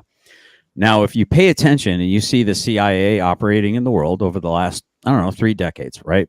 We're both about the same age. So the last 3 decades, you've probably been paying attention. You see third world dictators being unseated and new regimes being installed. And we think, well, we're the good guys. We know it's better. Democracy. It's great.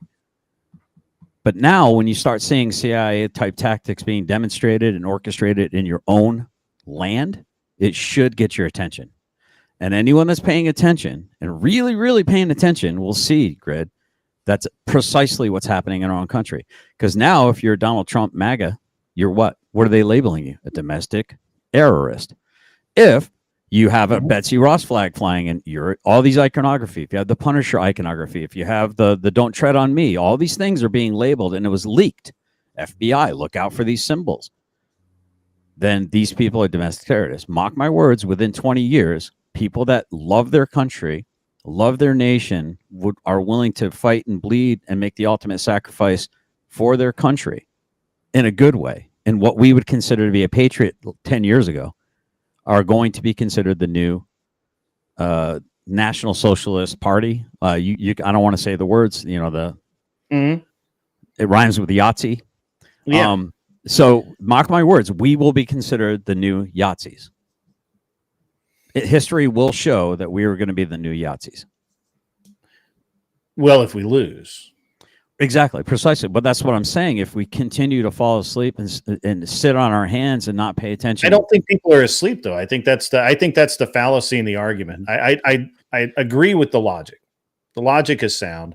I've come to that conclusion myself. Years ago, I actually a long time ago, I would hear Rush talk about it, right? And we just and so here's the reality. We're always going to be kicking that can down the road. The progressives are never going to stop. It's never going to be a situation where it's not what it is today, where the progressives are trying the most underhanded shit you can imagine to move the needle in the way they want it to be moved. This is a good point, and I have an interesting counterpoint to this. I want to get back to your argument, but I want to take care of this comment that I pulled up. Kat, do you think that the issue is that people are eating meatballs being made with offal? Ooh, I love Farney, by the way. Farney's awesome. Yeah, Farney's awesome. But. Wow. You know what awful is, right? That's like a callback to something Damon said in like a previous thing. Am I right to think that awful is intestines? I don't know what it's made out of, but if you Google meatballs made with offal, it tells you a word that we're not allowed to say on YouTube. So Damon was using that as a replacement for that word. Yeah, okay, I am right. So offal is considered the entrails or internal organs of an animal used as food. Yes, but what haggis, is haggis they call it in Scottish. Haggis. The F name for it. The what name? Go if you search meatballs made with offal, Wikipedia will. Why are we doing Actually, this? offal is so it's an interesting thing. Oh my gosh! What It's a bad word for YouTube.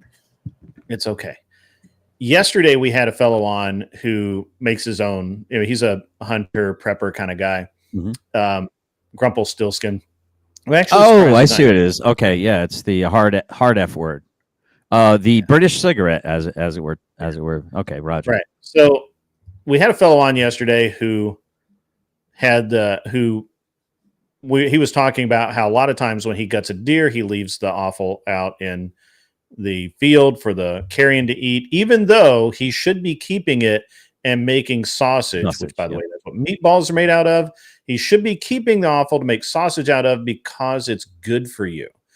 One of the interesting things about actual paleo or carnivore diets is that you should be eating the offal because most of that is very high concentrations of things that are good for you.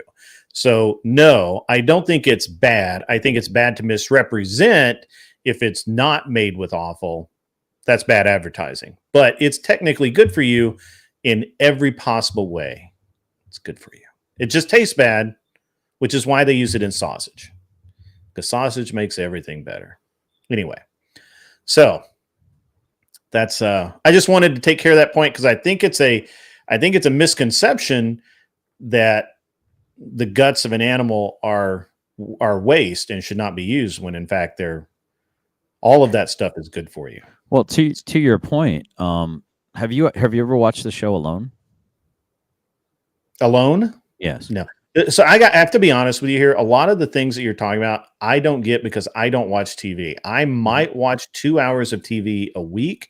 Mhm. That will be something along the lines of like I'll watch an episode of Reacher, or I will watch a movie. Like this week, I watched this stupid ass movie called Atlas, which was gay as fuck, and I was like, this is stupid, but my kid wanted to keep watching it because it had a robot in it. It's cool, but Reacher, by the way, has been co-opted by the left. They've turned against the conservative nature. I don't know if you've noticed the articles about that. No, I haven't. Yeah, it's interesting. The two books that they've done so far are true to the author's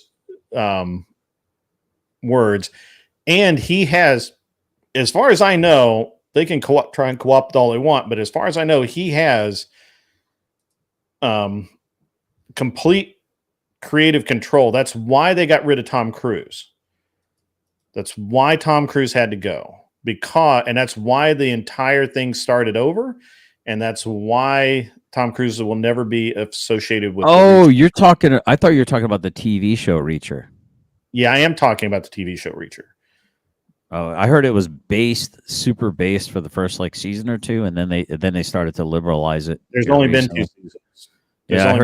I heard they're trying to cuck him out now. I doubt it because the guy who stars in it is super based.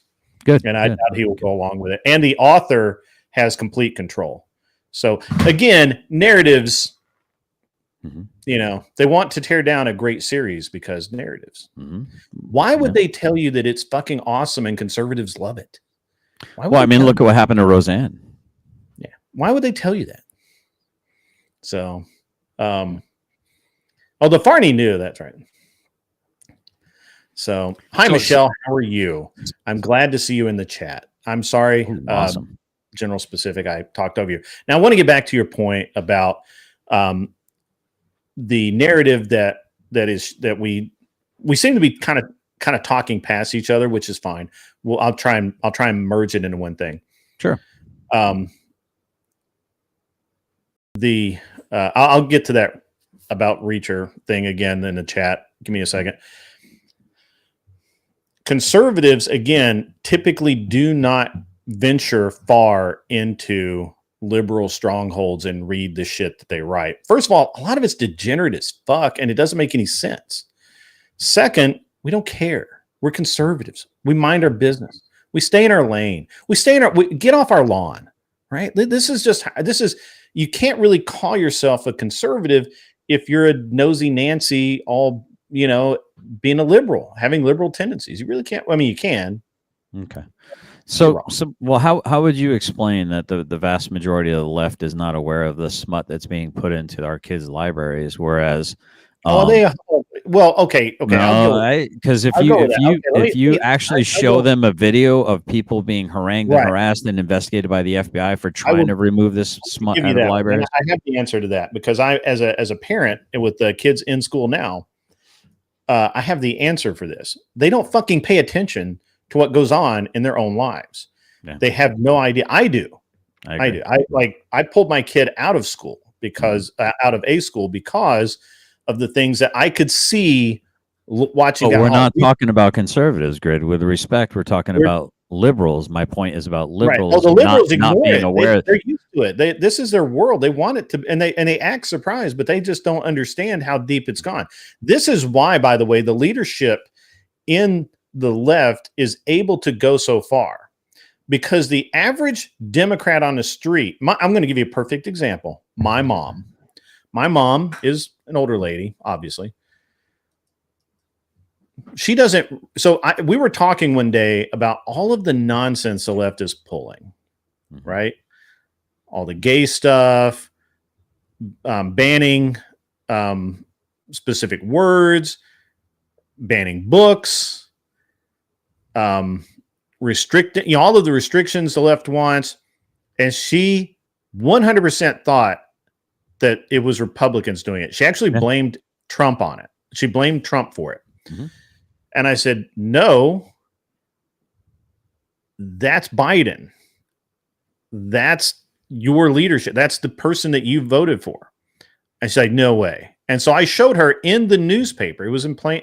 The thing is that they don't. Hold on. You're making my argument. Liberals are in internalize it. They read it, but they don't internalize it. Plus, you're making my argument, Grid. Mm-hmm. You're making my argument that liberals are in the echo chamber. Liberal. Whereas, you think of a range fan, right? Mm-hmm. You're on an OP, you got a range fan. Here I am. Here's my safe space. Yeah. Everything in here is my range fan. Okay, here's a little copse of trees. That's 150 meters. I know if I got to call for fire. Okay, whatever it is. I make my little range fan. Here's my left limit. Here's my right limit. Now, this is my range fan as a conservative. Here's most liberals' range fan. And that's you're making my argument for me. But that's not because she's not going. She's reading the articles. She reads the liberal press, but she believes the narrative that it puts out. Okay. So it's not that she's going to conservative places and reading the conservative news and then is shocked to find that the liberals are doing it. She reads only liberal publications. So in this case, all you can say is that that she believes the nonsense that they put out. Mm-hmm. The right, because we read conservative papers, because we listen to conservative people, because we examine things in reality, this is why we're better informed. Not because I go and read leftist papers to figure out leftist ideals. That's a fallacy. I read today, a matter of fact, I'll pull up the article now, if I still have it up, where they're talking about this Texas woman was filed for is filing charges against the prosecutor because she overdosed on a drug at 19 weeks to terminate her pregnancy. The local prosecutor rightfully charged her for murder under Texas statute, but they received so much outcry that they dropped the charges. When they dropped the charges, she is now suing them for $1 million. Even though they were nice enough to say, hey, you know what? We're not going to prosecute you for murder, even though you committed murder at 19 weeks. They're calling it a self-managed abortion. And this is what the left will read. I will read the conservative version of this that will tell me the truth, that this woman committed murder by taking a chemical called, hang on, I got to flip news articles here. What the fuck is that chemical called? Like Plan B? No, it's misoprostol, something like that. Not familiar with it. Yeah, so she took this drug while 19 weeks pregnant. She was treated at a Texas hospital where doctors later performed a cesarean to deliver a stillborn child after they detected no fetal heartbeat. She was then arrested and indicted in 2022 for murder under Texas state law. The prosecutors 2 days later decided, probably out of the kindness of their heart, to not continue forward with the case. They dropped the charges. Instead of being grateful and moving her ass on down the road, she's now decided to sue the prosecutor for malpractice. Okay, so not malpractice. It's I'm sorry. Hang on. Negligence. Mhm. Negligent prosecution. You must be familiar with the parable or the I guess the story, or what, I don't even know if the right word for it is, of the scorpion and the frog. Sure. Okay, so I mean, the scorpion's going to do what the scorpion's going to do. So an anecdotal example of a litigious person being litigious is exactly that. You're demonstrating that a litigious person is litigious. Well, the interesting thing is you keep, and I think we are talking past each other. I think we're in agreement. I just think perhaps, have you ever seen the picture of the lioness carrying the cub in the mouth? From one angle, it looks like they're swallowing the head. From the other angle, it's what a cat would normally do, a feline would do normally to bring their offspring to safety. Mm-hmm. It's all about your perspective. And I think maybe our perspective is a little different, but I think we're saying the same thing from a different perspective. Therefore, it sounds like we're at counterpoint to it. I keep, in my understanding, and maybe chat can help me out a little bit, not appealing to ad populum, but maybe I have a blind spot. Maybe I'm inarticulate in my delivery, but it seems to me that you keep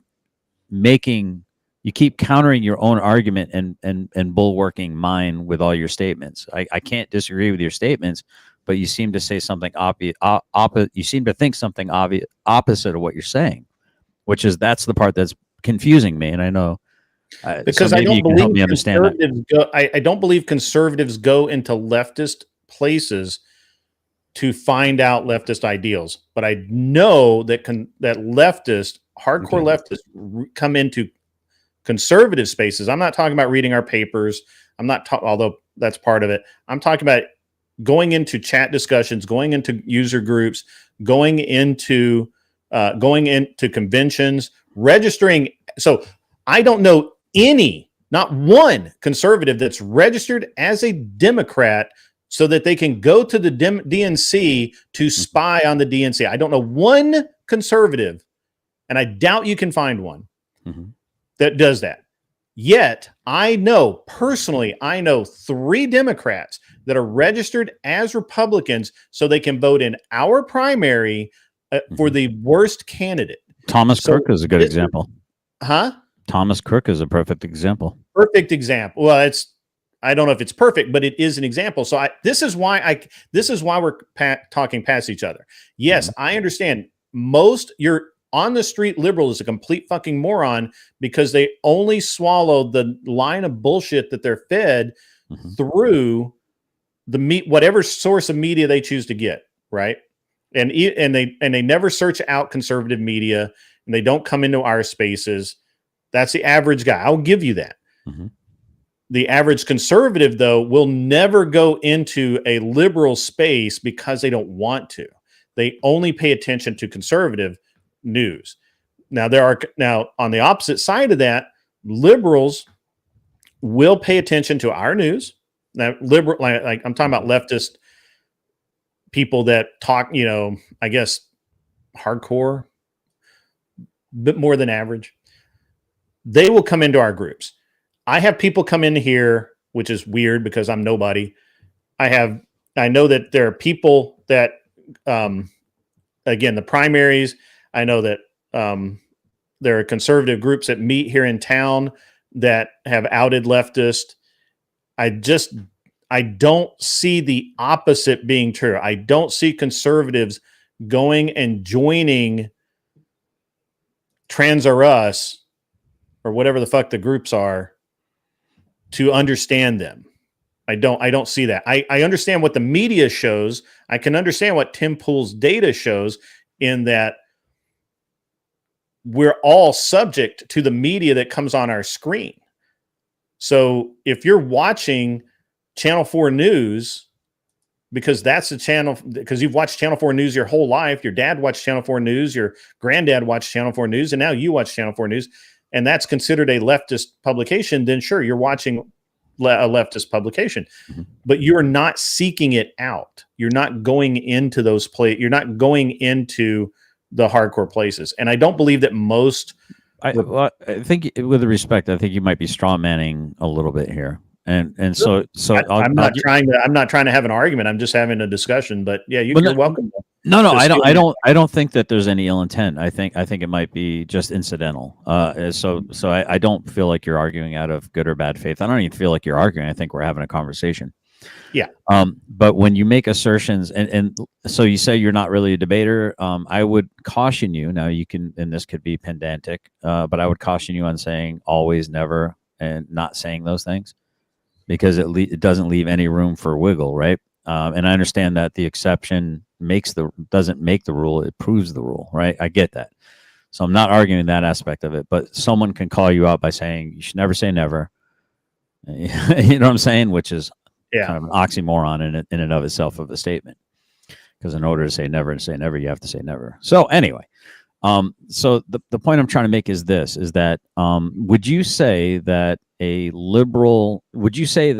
school system that has, I mean, for all intents and purposes, absolute smut and child pornography in the kids' libraries, would you say that that's a right-wing bastion of conservatism, or would you say that would be the hellscape of liberalism? Well, I would like it to be neither. But what is it? I push for that, but it is definitely currently a very liberal environment for sure. Right. So how do you get to push for it to be more at least a neutral footing? We have to go before the town councils. You have to go there, but you just said with your own words that we don't go into these liberal hellscapes. And how else are we going to combat it if we don't go into these council meetings? I'm not speaking about going into my local school board and finding that out. I'm speaking of, I don't go to the Red Planet, commie paper. I don't do that. Right, I don't. I know that some people do. With respect, you're throwing out a red herring. You're saying I don't go to a drag event to find out about drag events. Sure. Yeah. Because I'm curious. Okay, that's a straw man. People that are interested in that go into those things because they're interested in it. Right. I also go to my kid's school library to see what they're reading. I ask him, I say, what's a list of where I ask the school for a list, and then I go before the school board. I don't physically go there to see then you get put on a list, and then you get investigated, and a dossier gets made. But my point is, I don't think that there's any list that I'm not on, so I'm cool with that. Right, man. I'm not attacking you, bro. I feel like you're being super defensive, so I'm gonna retreat from this. I'm trying to have an intellectual conversation. That's all I'm trying to do, brother. I'm not trying to win, not trying to dunk. I'm just trying to have a Socratic back and forth with you. Sure.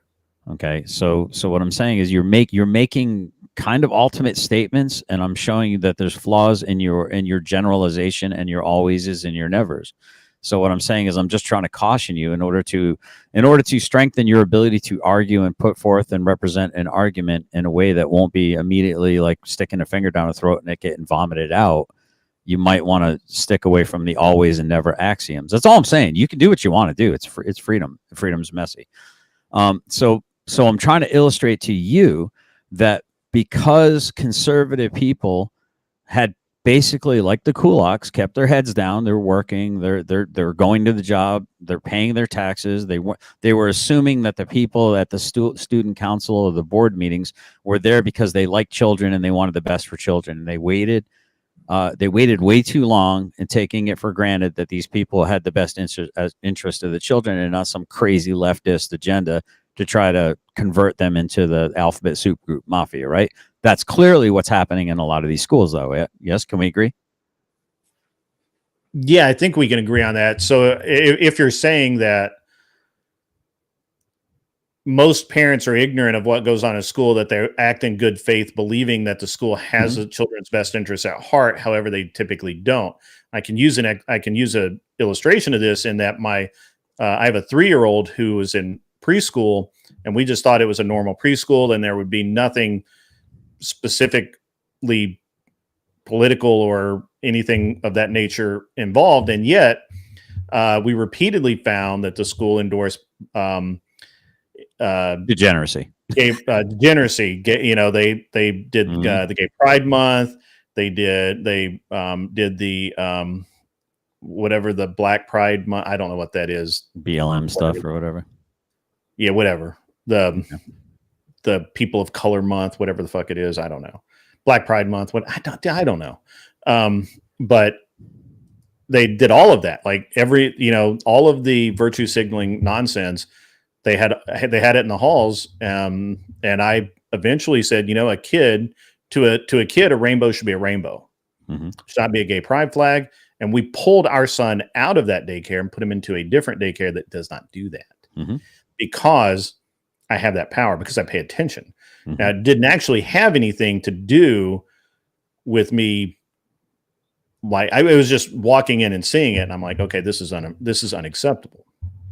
But if we're going to agree that we can agree that most parents would probably not have even noticed, they would just walk past that because they live in a fog. I don't, or they would have accepted it because that is a national issue. It's in the news. Everybody, it's okay. Don't worry about it. It's accepted. It's it's now a national holiday. It's a national month, and so you should just accept it willy nilly. Who cares? It's fine. So I think most parents probably would have taken that attitude. I did not. I took it as it was endorsing degeneracy, and I didn't accept it, and I moved on. So if we can take it in two different directions, but I think the direction that you want to take it, or that you are taking it, is I just wanted it to be objective. That's all. Yeah, I think that the way that you're intending to show it is that most parents would have no idea in their school what is going on because they're uninformed. Well, they took for granted that they themselves, not being people that would wish to do harm to children, that other people that would be in positions and seek positions to be around children, and they should know that that's a fallacy. You got to be real curious about why people want to be around kids and have access to kids. You really got to scrutinize. You got to check. What do they say? Trust but verify. So like the Kulaks, they had their heads down, and in Bolshevik and Stalin-run Russia / Ukraine at the time, ethnic Ukraine, the Kulaks had their heads down. They were doing what farmers do. They farmed, they produced, they cultivated, and they harvested, and then they brought to market their crop, and they made a lot of money. They had their head down, and they assumed that the government was doing what was right for the people, and so they weren't really paying attention. Much like on a micro level, your school board could be getting shanghaied by a Bolshevik who's taking over the rubber stamping of this policy goes through, this one gets rejected. And so what happens is for decades, we've kind of left the left to do whatever they want to do in their indoctrination. And the seeds have been planted, they've been watered, and now the tares are in with the crop. The crop is our children. So they've sown the enemy while the men slept, the enemy crept in the fields and sowed tares. So now you have to let it all go to fruition because the tare looks like the crop. So you have to wait for everything to come to maturation, and then you have to harvest, and you separate the wheat from the chaff.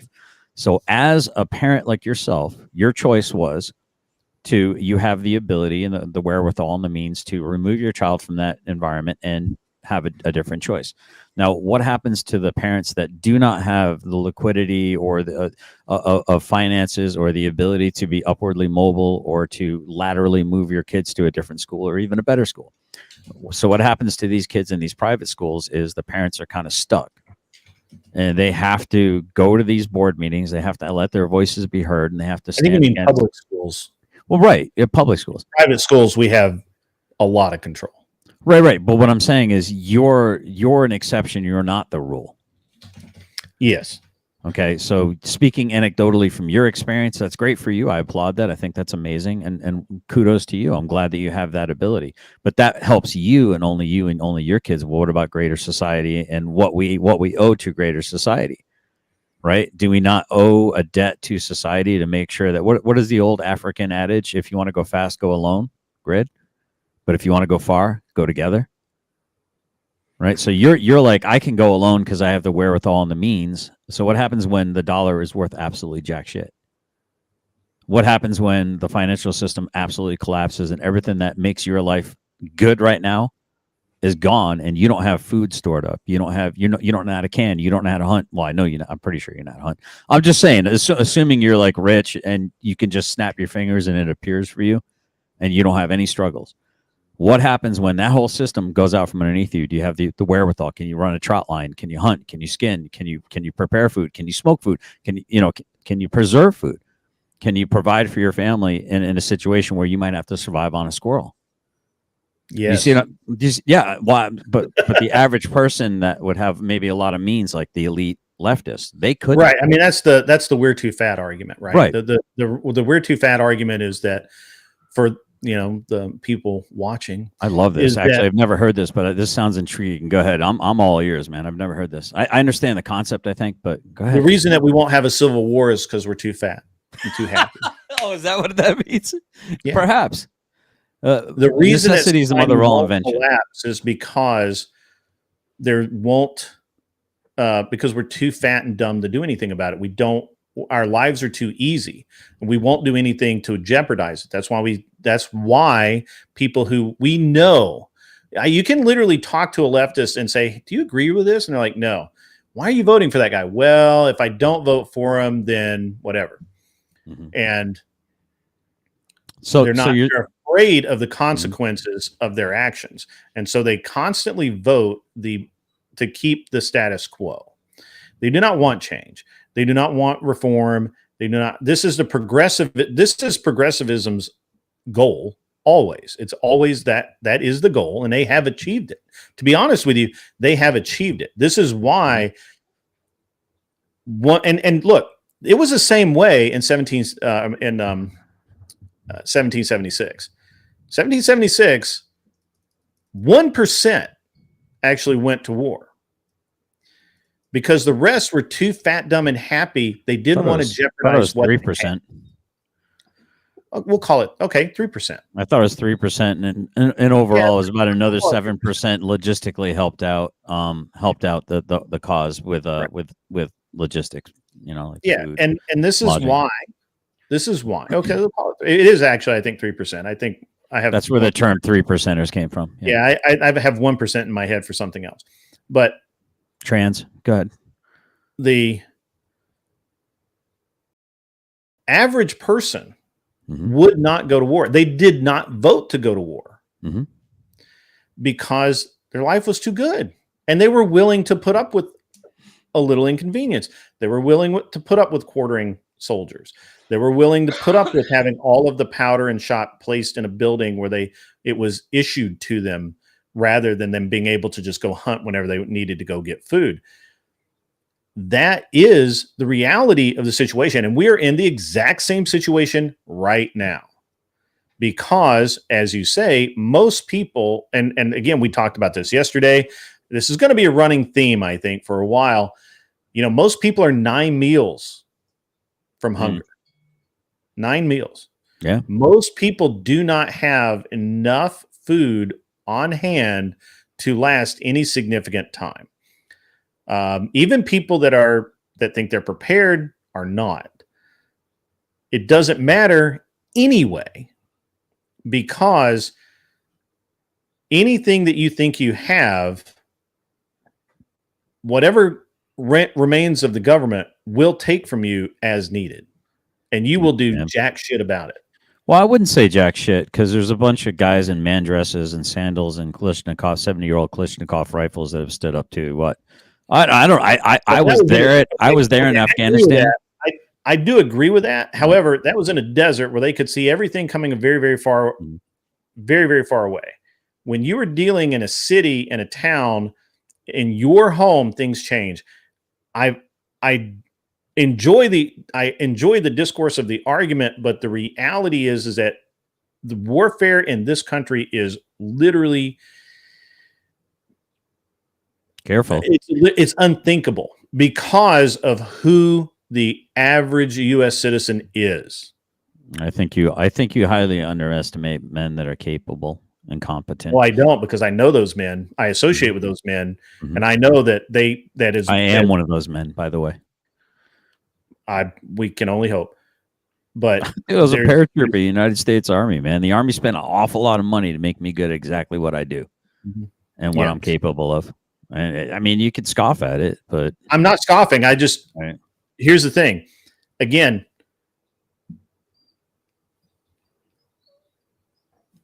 there's a reality to the situation.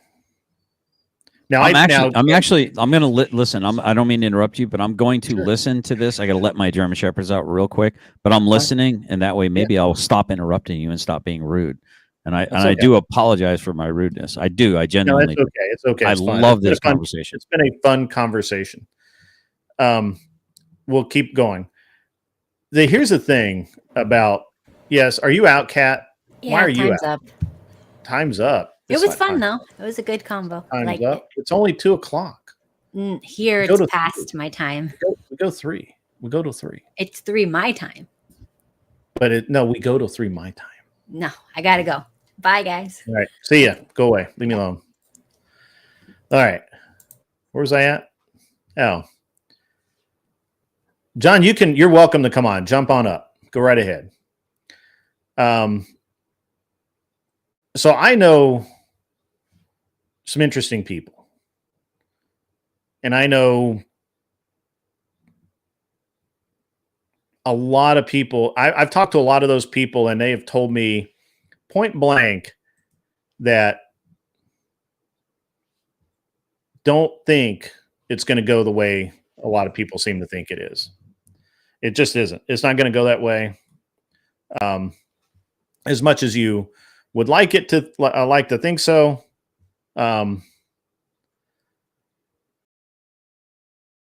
Okay.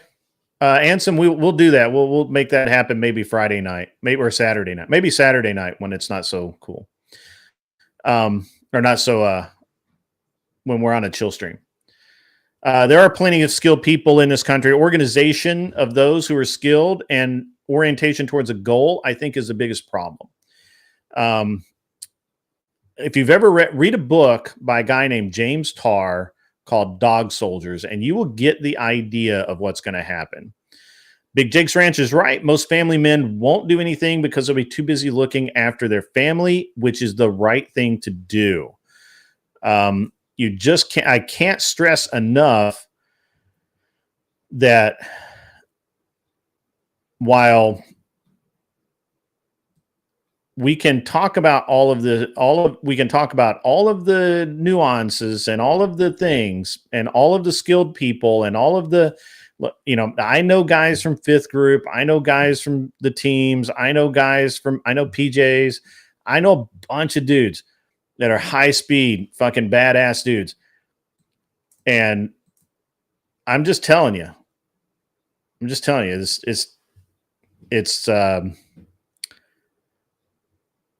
not going to go down the way that people think it's going to go down. If it goes down, organization, communication, networks, it's just not. It's just not. Do I think that there's, and mostly because, again, we're too fat, we're too dumb, too happy, you would be, even if you were, for example, welcome back, Generally Specific. And let me welcome John Smith. I'm sure that's his real name, to the chat. Generally Specific, Anson Anson would like to be on panel with tinfoil hat. What's that? He made a mention of a tinfoil hat earlier. I thought it was hilarious. He would like to be on panel with you I said maybe we could do that on Saturday when we do the chill stream. Sure. I'll figure out my schedule. I don't know what your schedule is, so yeah, I'm pretty prolific, but that's if I'm bored. I don't have anything laid on. But I mean, if we make the plans, I don't really have a problem with that. I find it interesting. Yeah. So I know a lot of really high speed dudes. So I would like to point something out, Grid, not to interrupt, but you said something very cogent and very germane to the topic. You said that the average family man will be focusing on their family. Are you telling me that the people in the military have no family to focus on? That's what I'm saying. I think that's why you won't see there are not enough there aren't enough, in my opinion, there are not enough people, even though we have 30 years now of high-speed, highly trained warriors who spent a bunch of time, even a lot of them doing urban warfare. All right. Well, maybe with respect, maybe I misunderstood your argument. Your argument. So in the scenario that I thought you were presenting, our own military would be against the people. I don't think that'll ever happen. I think it can be used. I think it could be used short term against our people, but there's no possible way. I do not know of any military. Well, let me give you the scenario. I think I know what you're getting ready to say. Go ahead. Now, how is that possible? How it's possible is when you let a bunch of people that are illegal aliens come into our country, you allow them to have it. Just use the term. What you to call them what they are? They're foreign nationals. They're foreign nationals. They're not aliens. They're not here to seek asylum. They're foreign nationals. They're an occupying force. Okay. So the way that the military can turn against the populace is if it does not have a family in the host nation. And if you give them the ability to have the Second Amendment, which is what they're talking about, give them the ability to be police officers. Again, this is what they're trying to do in a lot of these liberal cities. And on top of that, if you're talking about giving them a pathway to quote unquote citizenship, is you're going to put them in my uniform, train them with the technology that I utilized as a paratrooper, as a cavalry scout in the United States Army. You're going to give them all the equipment and the technology and the training that I had. And then if they don't have a family, because a lot of them are coming from different countries and they might not want to assimilate, then you unleash them on the populace and then you have the new regime. Okay, that is the way that the military could be utilized against this populace. I would agree that the average police officer, when S hits the F, is going to run home and try to protect his. We can both agree on that, right? The average military would probably do about the same. Now, screw this. I'm taking care of my wife and kids. That's my priority. So that's your argument. I agree with that. So the only way that you can utilize and weaponize a military against a population is if they don't have investiture in said population. And I think we can argue that 30 to 40,000 Chinese national military age males coming through the border in 1 month is a pretty good start to getting a brigade going. They're not Chinese. They're Arabs. But No. There's actual Chinese, brother. Dude, all I do is devour news and information. That's all I do. I'm retired. I have a lot of time on my hands. All I do is listen to podcasts constantly while I got my hands in the soil. And trust me, I can show you the videos of rows and rows and rows of Chinese nationals being stopped at the border from China. Almost exclusively military age males. This was like 3.5 months ago. They were down on the border showing this. That doesn't exclude Islamicists. I don't know if you see. Do you see my hat, bro? Right here. Yeah. This is 1st of the 5 and 9th Parachute Infantry Regiment, JRTC. JRTC is the Joint Readiness Training Center. Guess what I had to do? I've got 5 years of counterinsurgency training under my belt. I trained Blue 4 on what to look out for when they went overseas. I had to understand how the enemy thought. I understand what an insurgency is. I understand what an insurgency looks like. I trained people in how to counteract it and how to look and how to survive to make the mistakes here in theater instead of going over there into the sandbox and making them there. Okay. I also did serve over in the sandbox. I'm not patting myself on the back, breaking my arm trying to do it. That's not the point. I'm nothing more than an everyday average soldier who was a cavalry scout and jumped out of airplanes, got hurt, and now I'm medically retired. That's all it is. That's my claim to fame. But I did get training. All right. So I'm very keenly aware of what an insurgency looks like. And I think we both agree there's definitely an insurgency in our country. Yes. Yeah, but I don't think there's enough Chinese to move the needle. I think if we're going to talk about anything, we're going to talk about we need to talk about all of the Middle European, and by Middle European, I'm specifically talking Serbian, Uzbeki. I mean, more, Southern Middle European, Turkey, Uzbekistan, all the stands that are in Europe. and of course all of the Arab countries as well. I believe they're the actual threat, and I don't agree that the Chinese are the. I just don't agree that the Chinese are quite the threat that we want maybe to put them in as. Even if they were, hold on, Greg. You're attributing emotion to an objective, fact-based thing. It's observable. It's metrically observable. I'm just looking at numbers, bro. But you said that I want to think 37,000 will not move the needle, and you can't get 37,000 in the military. No, that was for a year. I just looked it up. It's 37,000 last year. They're not sure, and it seemed to be less this year. And it halted completely in 2022. So it's just not enough to move the needle compared to what we're seeing from other countries that actually hate us. China doesn't actually hate us. They don't really care. They're ambivalent. But there are actually countries that hate us. You've been there. You've seen it. So I'm assuming. I see. I would tend to disagree to an extent. Now, ideologically, do they want world domination? Yes, I would agree. No, they don't. But so do. No. So this is a problem. Are you talking about Islam doesn't want world domination? No. Islam doesn't want world domination. They simply want to kill all infidels. Right, which would be really what? Extrapolate that out, Brit. Extrapolate that out. What does it look like if you kill all the infidels? They don't care about ruling. They only care about ruling their own little country of the world. Okay. But it's death to everybody. Extrapolate, Grid, with respect. Extrapolate out what happens when you kill all the infidels and there are no infidels left and all there are Muslims. What does that look like for that ideology?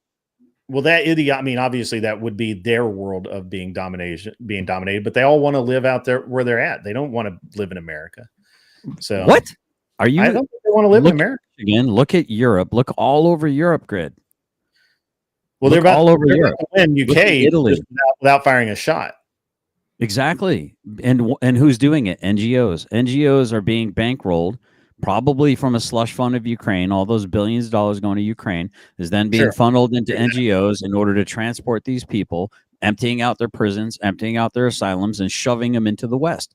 Well, the West is basically 8% of the global population, yet we seem to run the world pretty good, don't we? And by the West, I mean 8%, meaning people that look like me. My skin color, my complexion. I'm Mediterranean. Again, so we have two problems. We have two problems right out of the gate with this. First, the Chinese don't give a shit. The average China guy doesn't give two shits about the U.S. They don't hate us. They don't love us. They don't care. They don't give a fuck.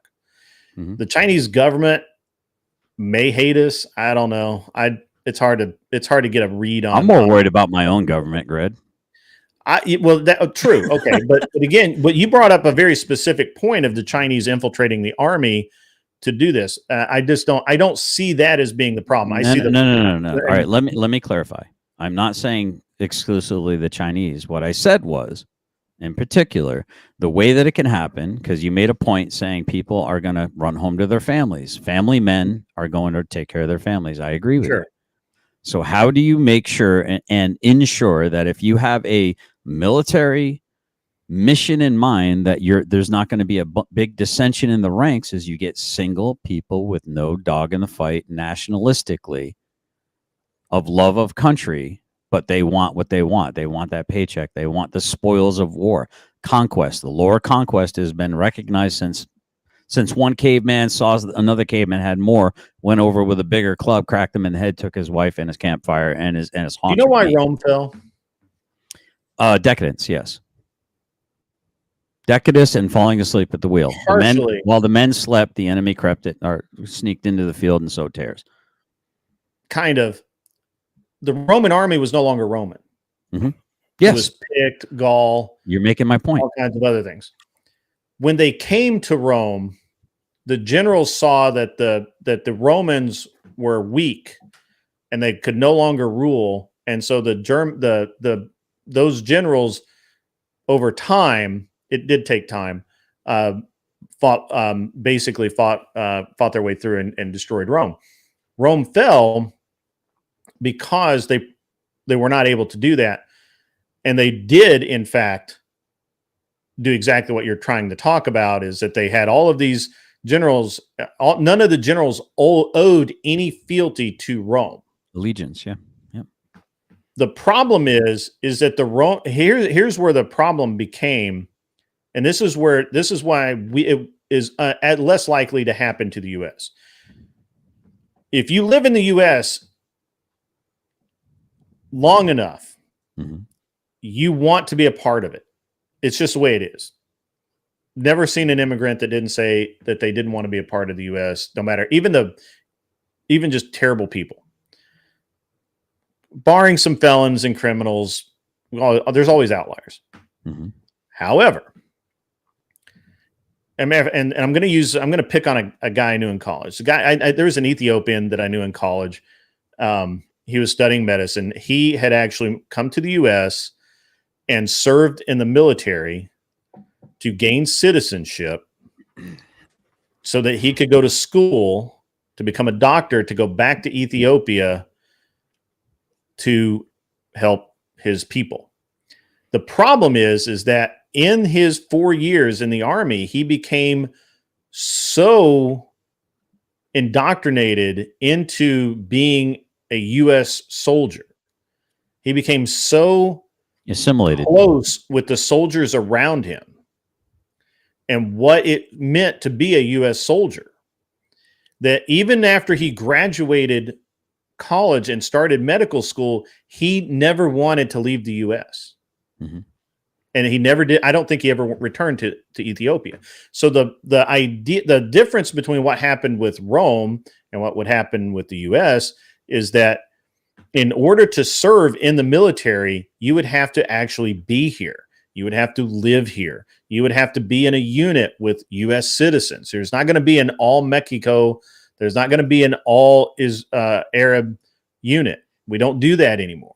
And so those people, first of all, seditionists will be found out, right? There's a reason why Army intelligence, such as it is, exists. If they have questions, it's going to be a problem. If you're an illegal to start with, you're probably going to be monitored extra closely anyway. So the problem, I think, falls apart in that I understand where I understand your reasoning. I get your reasoning, and I agree. I do agree that it could happen that way if it was a short-term thing. I'll let you finish. Let me finish. Sure. If I do agree with you that it could happen that way if it was a short-term thing, and if it was just the Army. If they went into the Navy, no fucking chance. If they went into the Air Force, no fucking chance. If they went into the Marines, good luck with that shit. Let's just say that they all went into the Army and they did exactly what you said, right? They feigned assimilation. Oh, my camera's decided to be weird all of a sudden. I'm not looking at it. Come back. There we go. Maybe. Who knows? Who cares? But probably moved outside of the light or some shit. Anyway. But the point is that those people would have to feign allegiance for years. They would never be put in a cohesive unit to where they could, as you suggest, be able to be ordered by the government to take over a town or to occupy a state or to come to Nashville and keep our government from meeting or some shit like that. Also, they would have to, it would just be such a shit show between the National Guard. I mean, I'm going to pick my state. I'm going to pick on my state for a minute because Tennessee, we're considered rednecks down here. And I got family down there. I'm Kentucky, by the way. Yeah. Okay. Yeah. So what do we? We're just overgrown rednecks. Why is my camera being so weird? Just get close to it real quick, like with your face. Just put your face kind of close to it for a second. Yeah. Well, we want to see how beautiful you are, anyway. So it's far away, but it just wants to be a dick. There you go. Oh, that's perfect. When you did the hand and then slowly brought it back to your Yeah. face, it almost fixed it. Perfect. That's good. It looks like it's Good enough. adjusting. Close enough. Anyway, so it just bothered when I'm sitting here looking at it, flickering in and out. I think it's when I start using my hands a lot, it fucks it up. There it is. Yeah. But so if we're talking about Tennessee, for example, let's say that you're right, and somehow we get 40,000 illegals into the military, which would be preposterous because it's just Okay. So listen, you're going on premises, brother. You keep. I would love to. There's a bill that offers a path to American citizenship for migrants who are here illegally. Mhm. Lawmakers, February 9th, 2024. It's Sure. right there. right. But that But your argument is that these groups, these disparate groups, would have to be not assimilated. They would have to try to find each other, form into platoons, form into companies, form into brigades in order to be effective. yes, But what you're not understanding is it's the leadership that's fucking doing it, dude. All of it starts from the leadership. Now, your point was that here's a man who wanted to go back to Ethiopia, and he got so esprit de corps indoctrinated into what it is to be an American that he never went back. That's your anecdotal evidence, right? right. What I'm I saying think to you that's is a this. common thing in the military. What I I'm think. saying to you is I served 1989 to 92. I was in during the Gulf War. I had a 13-year break in service. I rejoined the Army in 05 during the war on terrorism, brother. Okay, so I've been in the military back when it was old school. I've been in the military when it was new school. And as I was getting out, it was starting to turn into fluffy land. Okay? I call it the pussification of the troops of the United States of America. According to the Blue Book, Baron von Steuben said the key to good order and discipline of the troops of the United States of America is drill and ceremony. They don't do drill and ceremony anymore. What drill and ceremony is if I, as a non-commissioned officer, am facing an element in the garrison in the rear, then it will increase my chances of being able to control that element in a wartime situation. Do you understand the concept of that? If I as a non-commissioned officer cannot control and face an element and control it in the rear and garrison but with drill and ceremony, how the hell am I going to do it in a wartime situation? Right. So that's the point I'm trying to make. What you're saying is the unit that he was in, which likely was probably some sort of combat arms or combat medic or something like that, where there's a lot more of a esprit de corps. Okay. I don't know about you, but there's people joining the military now to get sex changes, brother. I mean, so many of the big brass are admiral dudes that are pretending to be chicks, bruh. Do you not see the transformation and the pussification of the troops of the United States of America? Do you think a guy from Islam is going to buy into the whole trans crap? They bring him on top of buildings and they say, go fly.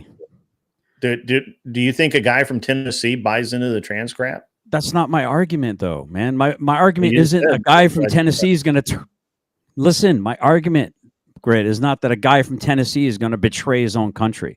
That's not my argument. My argument is who is more likely to want to get theirs in the law of conquest? Someone that doesn't have a lot of investiture in a host territory where they're being trained up, they're being equipped, they're being put in a direction and say, go do this. And here you're going to reap the spoils of the war. I'm showing you there's a bill right there. Undocumented immigrants are allowed to serve in the country. Naturalization through military service. I'm telling you, and you should know, there's no way you're going to get 30,000 troops in place to be ordered about by an individual. To you, it's the leadership, Grid. I'm sorry? It's the leadership. Are you not seeing the cancer in the leadership? But the leadership would still have to command Americans to betray their country. If I asked you 20 years ago, do you think that they would put child pornography in a like an 8 to a 10-year-old library? Would you in a school library? If I told you that they're going to be teaching 8 to 10-year-olds how to rub one out, would you have believed me 20 years ago? Or would you told me I was insane? Well, they aren't doing that in Tennessee, so I would still tell you you're insane. All right, so you're just going to argue from anecdote. I okay. Can't do anything about New York. I can't do anything about outliers. You're trying to pick outlier cases and say, well, this is the new normal. It is not the new normal. Tennessee actually just passed a law that says you can't do any of that shit. We were sued by the ACLU and that is getting really close to TOS. We were sued by the ACLU, and we won. The Supreme Court said, fuck you guys, ACLU. Tennessee can do whatever the fuck they want in this regard. So, no, I disagree with you based on the evidence at hand. You're wrong. It is happening in some places, but you know what else is happening in some places? All kinds of fucked up shit. That doesn't make it the new norm. It doesn't. But you're telling me 1 out of 50 states is that's anecdotal. That's the definition of an anecdotal experience. Allow it. Only California allows it right now, and it's being fought there. Newsom today was handed an order by the SCOTUS that he has to order the demolition of homeless encampments throughout the state because the Supreme Court has upheld the counties, the city, and towns' rights to for their camping permits and zones and all of that. And so there can no longer be homeless encampments where the laws prevent it. And Newsom, obviously, he's trying to blame the SCOTUS, but just today, he announced, again, blaming SCOTUS, that sorry guys, you can't have your homeless encampments anymore because the Supreme Court of the United States says that the cities have rights and the citizens in those cities have rights. So no, I reject your black pill point of view. No, it's not getting worse. If anything, it's getting better every single day. You're not being charitable at all, brother. How am I black pilled? Because everything you said is doom and gloom. They're going to order these 40,000 a day, which is not accurate, but they're going to order all of these immigrants into the army. They're going to let them in there, and then the leadership is going to order basically a coup in the U.S. to destroy cities. And I don't believe that can ever happen. Based on what? You're the one who brought up Rome, dude. You made my argument for me, and now you're arguing against your own argument. I don't understand that. Make that make sense. I brought it up to illustrate that it can't happen here because our army does not operate the way Rome's army operated. They recruited people in foreign lands and brought them to Rome. We do not do that. We do the opposite of that. If we have immigrants come here, they have to meet standards such as they are. I agree. The standards have been lowered. I will go with that, but they have to meet standards and they're vetted by the army. Again, I will give you that the standards have been lowered. I'm not saying that we are where we were even 10 years ago. I will give you that, but that doesn't mean that at some point the Secretary of State is going to say, fuck Nashville. I want 3 units. I want a battalion down there. I want some tanks, and do not let their Congress meet. I don't buy into that at all. Plus, that would be a big mistake on their part. Okay, so let me clarify. You think I'm black pilled? You have no concept of my theory of how things would go down. First off, well, I'm saying if the U.S. military ever declared war against the people, the system requires the grid. The system requires and necessitates its existence based on the logistics of the grid being up. One dude in a gully suit with a scoped in freaking 270 Savage can take out a whole entire power grid in an area, and he could disappear into the wood line. And then they go out to try to repair it. Plink, there goes the light switch permanently taken off. They go out to repair it. Plink, there goes another light switch. Right? So understand that the system requires the grid in order to exist and have power over the people more than the people would need it if they're out there independently foraging, scrounging, setting out trout lines, or harvesting meat and poaching or whatever they might have to do. So I don't understand where you think I'm black-pilled in any way, shape, or form. I'm just simply expressing to you a vector of attack that seems quite apparent to a man with a lot of military fucking experience, Grid. Okay? And it seems to me like you'd rather have the military experience of people that outweigh the military experience of a guy who's sitting in front of you who served his country during two different generational wars. Okay? I've seen a thing or two. All right? I know a thing or two, and my training is what my training is. Okay. And I have eyes, I have ears, and I have a Mhm. brain that God gave me to think. I am not Sure. in any way, shape, or form black pilled. I Okay. already know we get the victory as a Christian. Okay. Okay. I Fair don't enough. cling to this world. Okay. My treasures Fair aren't down here. I don't care about this mortal husk at all. I'm not attached to it whatsoever. But while I'm here and I breathe in and I breathe out, I'm going to do my best to glorify God and listen to what he wants me to do. If I can jump in here, because that's perfect. I was going to go back to that prepping stuff. But first, I wanted to ask a question. Then I understand that it's reasonable. It's reasonable to be concerned when you see what's going on in the government, especially with the military and all that kind of stuff. But and perhaps I'm ignorant of this. Y'all have been in the military. I have not. I have not been in the military. Oh, yeah, that's right.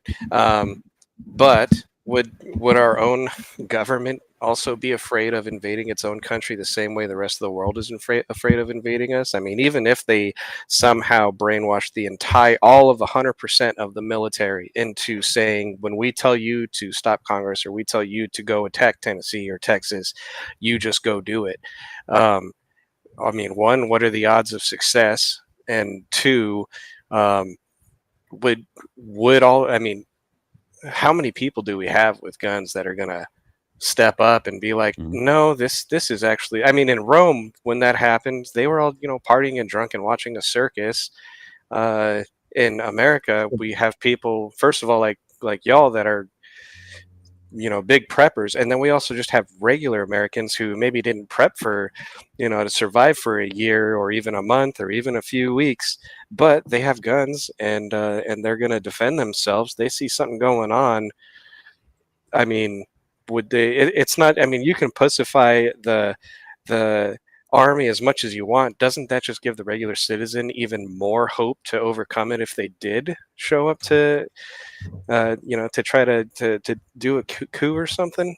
Right, but my argument is to your point is well made. My argument is that the normal nationalist people that would have a want and a will to serve their country and be willing to sacrifice blood for their country, right? Their own blood, to stand in the gap, to protect her, America, are being pushed out constantly in exchange for people that are in for the squirts, the alphabet soup mafia group. They're in for the free sex change, in order to identify how they want to. I mean, look at Admiral Levine.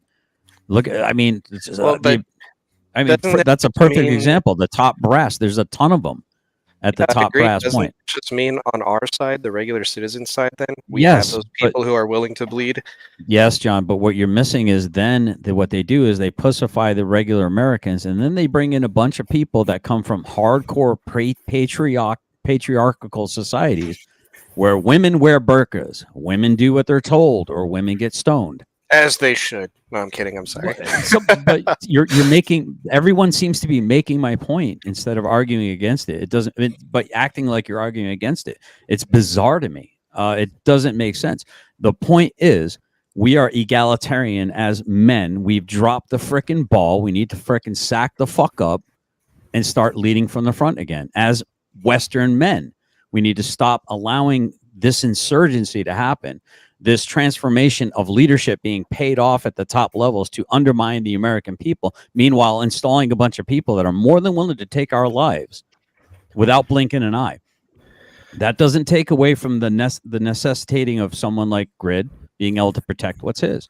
I believe he's very competent. I believe he's very capable of doing that. I believe he has connections that far exceed mine, and he'll be just fine. Absolutely just fine. I think I'm kind of screwed. I'm a broken down retired paratrooper. I plan on dying in place. I'm not fleeing anywhere. You want what I have, you're gonna have to come take it from me. That's it. And to Grid's point, they likely will pretty easily because I'm in the middle of a suburb, right? So I don't have any illusions that I'm some kind of super like Red Dawn freedom fighter. I'm probably gonna get, if the people around me don't try to come take what I have because they know I got raised garden beds all around my yard. I mean, I live right here, and I got a house that's like freaking 10 feet over here, and another house that's like 15 feet over there. Yeah, same. They see what I have. They see my chickens in the backyard. They see my compost bin. They see my grape arbor. They see my mini orchard. They see all these things on 0.3 acres of land that I'm able to put food up, and I could probably feed most of my neighborhood with basically what I could produce, and I haven't even fully actualized my 0.3 acres. So imagine if everyone was able to do this. The government would have absolutely no control of us. Everyone had 3 chickens in their yard. World hunger would end completely. So my point is, your point is well taken, John. Yes, there are very capable men, and that's what I said to Grid. We're underestimating the ability, because he said we're too fat and complacent. That was his argument, not my argument. That's his argument. I think the general populace is too fat and complacent. I think the problem with depending on rough men in rough places is that the organization will be the thing that stops it from happening. And there's a really great book. You should you will really enjoy it, GS. It's by a friend of mine. His name is James Tarr. He's a firearms author. It's called Dog Soldiers. You can get it on Amazon. I think they even have an audiobook. It's great. And it actually a lot of the things you've talked about are expressed in that book. He's actually coming out, I think, with the sequel to it pretty soon. I hope he does, because it's a really good book. You should definitely read it, or listen to it. I think it's on audiobook. But I'll look it up right now. One second. Go ahead. And, yeah, James Tarr is a really great guy. I think he is actually writing the sequel, and it's almost like he could predict kind of the way things go in the way he wrote Dog Soldiers. It was very interesting last time. Now, what was his name again? Was it Robert Stone? James Tarr, Tarr. Okay, I see it now. Okay. Yeah, Dog Soldiers. It's really good. Yeah, all of his books are really good. Dog Soldiers is just really incredible. It covers this exact subject. And the key thing is, I mean, there's a lot of really key things, and I could go down a rabbit hole about how such a resistance would work and how it should work. That's not really the subject matter of what I do here. But overall, I do not believe that there will be a civil war. I do not believe that I do believe that there could be at some point a coup attempt made by a rogue government in the United States. I believe that attempt would fail for many, many reasons. But an occupation is not what I foresee coming. I think where you're going, and I talked about this yesterday with the fellow that was on stream, Grumple Stillskin. Talked to him about it yesterday. He's a prepper type. He has a bunker, right? So he lives in Texas. He has a bunker, all that cool stuff. I actually see something far more insidious and far more direct action than what you're talking about. I just don't want to. I covered it yesterday. I don't necessarily. I haven't even remotely fully flushed out what I think is coming down the pike. But to your point, I hear what you're saying. Listen, man. Those who try to save their lives for their own sake will lose it. Those who give up their lives for His sake, meaning Jesus, will find it. So the prepper is someone that's clinging to this world, right? My treasures aren't stored here. It doesn't mean that having treasures on earth is a bad thing, right? Money is not a bad thing. Having the ability to have and the wherewithal to have money is not evil. It's the love of it that is evil, right? Money is a lubricant. It makes the wheels of things move, right? So there's nothing wrong with having money. Matter of fact, abundance is something that, seek first the kingdom of heaven and His righteousness, and all these other things will be added to you. I think that that's the story of your life, Grit. I don't know you super well. I think that you are a righteous man. I think that you're an upright man. I think that you're for the most part a proper man. I try to be, but right. I'm a fallen Christian, and on many levels. and that's just the way it is. So, are you familiar with the? There's a video game that came out. It's called The Division. Well, actually, it was a book, I think, by Tom Clancy. It's called The Division. I haven't seen that. So what I'm seeing based on the cover of Dog Soldiers is it's kind of like what it is where the country split up into different factions. There was infighting. It was government. It was government. It's the government basically went against its people, and it's that's been war very interesting read. Well, that's been war gamed before, and so for instance, and so to John's point, well, how are they going to stand against these men that have all these weapons? The same reason why behind every blade of grass would be a weapon. Well, look at what just happened. Unless we're fat and complacent. But no, but we can still be fat and complacent. And have weapons. just hiding behind. Yeah. So it's harder to hide behind the blade of grass, but we need a bush. We need bigger ghillie suits. We need XXL ghillie suits, and I think we're good. Right. So to the point of look what just happened. Look what happened in the news. There was an attempt on a Republican's President Trump's life. It was an attempt on his life, and in the last 3 days of hearings. What have the left been talking about? Oh, there's no reason for political violence. There's no excuse for it. In our country, there's no room for it. And therefore, is your job harder or easier as the FBI with all these weapons on the street? Is your job harder or easy as Secret Service with all these weapons on the street? The narrative is these assault rifles, which it's an Armalite rifle. It's not an assault rifle. If I hit you with an umbrella, is it an assault umbrella now? I mean, it's just absolutely ridiculous premise. The key is, Grid, that they want to disarm us. This has been the key with all the quote unquote school things that have happened. I'm trying not to trigger TOS. Right. I do respect your channel. And if I do, blur the lines, understand it's not on purpose. Sure. So with all these things that are being allowed to happen, this person was known to the FBI. This person was known. This person was on the radar, yet it's still allowed to happen. Why? So I ask, if this is the case, why is it the case? It's the Hegelian dialectic, problem, reaction, solution. It's as old as time. The government creates the problem. They already have a predetermined solution they want to unroll out. They're just waiting for the populace to react. That's why I'm not a big fan of ad populum, mob rule. Mob rule is two wolves and a sheep voting on what the hell is for dinner. Well, the sheep's always going to lose, right? That's not a nation of laws. That's absolute mob rule. That's hold up. Bread and one circus. Wolf can side with the sheep to take out the other wolf. That means the sheep's not going to eat the wolf because the sheep's a vegetarian. So the wolf will get to eat the wolf, and the next day that wolf will get to eat the sheep. Boom.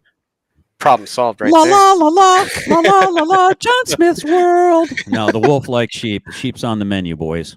Yeah, and I'm sorry if we can rewind a bit because of one, the verses you quoted, and two, so there's a time when I was in my 20s. We were talking a lot about Walking Dead was just coming out. We were all talking about zombie plans and stuff, right? You were saying those that try to keep their lives will lose it. Again, well, for one that's like about salvation, but let's just say in this case there was a zombie apocalypse. Me and my brothers were coming out with this plan. How are we going to go get mom and dad if they're in a different city? Where we found this shed. We got it all set up. We put cans in there. We put ammo in there. It's right by a river. We can fish, and it's way off the beaten road. So it was perfect. We're all set up. We downloaded the map directions so that if internet was down, you have the screenshots. You know how to get there from any point. We were set up, and then maybe 2 or 3 years later, we were thinking about it. We were like, wait, if it's a zombie apocalypse, at this point, none of us are married. So it's like, if it's a zombie apocalypse, I think, trying to survive would be kind of fun. It also might be kind of horrific, but wouldn't you just, if it really is the apocalypse, wouldn't you just want to go home? Why try to survive? Just go home. You win. And that's one scenario. The other scenario is kind of more what you're talking about. And I think the difference here is a duty. If there was war breaking out, if there's civil war, I have a duty now where I can't just say, oh, well, the whole country's falling apart. I'm going to go ahead and sit here and die so I can go home. I feel like as a man, I have a duty. I got to do my thing. And then what changed was after I got married to an extremely hot 10, she said, "What's his name?" Oh, I'm sorry. You Sorry, say Lance? No, I said Nancy. He said Lance. I like the Win. I like Did the- you say? You said No. Lance. No, I Win. said Nance. I said Nance. Tropic Thunder. That's a great Yeah, quote. let me change that. So when my wife married this 10 of a man is it, that 10? I am, Oh, okay. yeah, Humble too. so- Humble. yeah. Well, humility is my only Well, with a problem. name like so John I think, so I think maybe I'm a 9.9 because of that. but, Pocahontas. my first girlfriend was actually Native American. I got joked on about that a lot, but anyway, so yeah, after I got married and it was Halloween month, so we watched 28 Days Later and stuff like that, and she was asking me about the zombie plan, and I had to think about it for a second, and I was like, I'm married now. There's something different here other than my plan of trying to survive. And so for some reason, very quickly, just gut check, I was like, I would kill you in your sleep, and then I would just try to survive as long as I can. You get to go home early and not suffer any consequences of evil men or zombies, and then I will, suffer it to a point, and I'll meet you back up there. And Well, I don't see, know if that's the right John, answer. John, the right don't know. answer is you don't have to be faster than the zombie horde. You just have to be faster than your wife. Well, but I don't want her So to suffer. you're- Well, but you don't want to suffer. You want to be able to get away, so you got to sacrifice the lamb. Nah, I take my Mm. chances by myself. Oh, you love her enough to say, if I want to go fast, I go alone. But if I want to go far, who wants to go far? Let's Yeah, not I go don't care together. about going far at that point. I just want to go home at that point. So then why would you Especially if die in she's already- place? Well, because I'm not going to let her go out there and try to defend herself against zombies and other men. Heck no. But why do you And- why do you well, why do here's you the thing, lack too. the courage of your convictions to not just start the shotgun yourself? I think it might be a little. Don't tell her I said this, but I mean a little peaceful to go, fishing and like. I love Well, and I'm gonna here's be the on thing phone. too. As soon as this show ends, Here's I kid you not. As soon as this show ends, the truck's already hooked to the boat. I'm gone. Well- I'm out of here. well, Grid. He's here's going the fast thing. fishing, If you- baby. if you wonder why you can't upset me today, He shoots because the of wife, that. and he shoots the wife, but takes the dog. Yeah, Going Grid. fast fishing. I'm getting ready to upset you. I But love it. you first can't of upset all, me. when I told my wife that, she said, Oh, "Thank you. That would be awesome." That's what she said. She That was would like, be "I don't want to go mercy. do that." That would Yeah. be mercy. She said, "That's actually a great plan. I'll see you when you get there." Okay, but second of all, Grid, I'm gonna really upset you now because in the zombie apocalypse, if I go fishing, that means there's not CIA agents in the river hooking up the fish to the hooks. Like you think you're fishing right now. How do you know there's not CIA, FBI underwater just putting fish on your hooks, making you think you're enjoying yourself? I mean, as long as they get it right, I don't care. Okay. Did you see their comment about the it sounds like an AI generated cowboy song? I got a suck start a shotgun. Oh, woe's me, my truck broke down, my dog ran away. That should be the outro song for you, Grid. Time No. to suck, start a You- shotgun. You guys, just a lighter subject. Have you guys paid attention to the Hawk Tuah girl at all? Yeah, a little bit. She No, went to I've some only event, seen didn't memes. she? She just Yeah, went to she's some the- event. I'm sorry. She just came back from some event that she's going to go back to. She's like, I don't know what the event was, but Yeah, she's she's, spitting on it. Don't you have a hat? I do. A signed two hat? I have 2 signed hats. Yeah. That's awesome. Hang on, I'll grab one. Humble brag. We'll do this one today. I'm gonna have to come down. I'm gonna have to come down and say hi to you, man. We'll have a beer or something. Someday Yeah. we'll meet at a neutral place. Sure. There's lots of them. I don't drink though. I'm not a big drinker either. So the Hawk Is that Tuah girl leather? just released the song with her. I guess it's her mom or something playing guitar or piano. Pardon me, piano, and she's singing, and it's just hilarious. She's literally like playing this whole thing up for all it's worth. It's hilarious. So, Is that Yeah, well, leather? good Is that for like a her. leather part attached to the it cap is. right It's there? the guy that does the hats, they're like super high quality hats. Nice. So it's a funny story because when this all happened, I didn't realize it, but when all this happened with the Hawk Tuah girl, I had just started looking into doing merch for the channel, and I was I was going to do the printify and have it printed somewhere and shipped that way. But when at the same time, the Hawk Tuah girl, she's local to me, And so I started trying to track her down to try and have her on the show or whatever.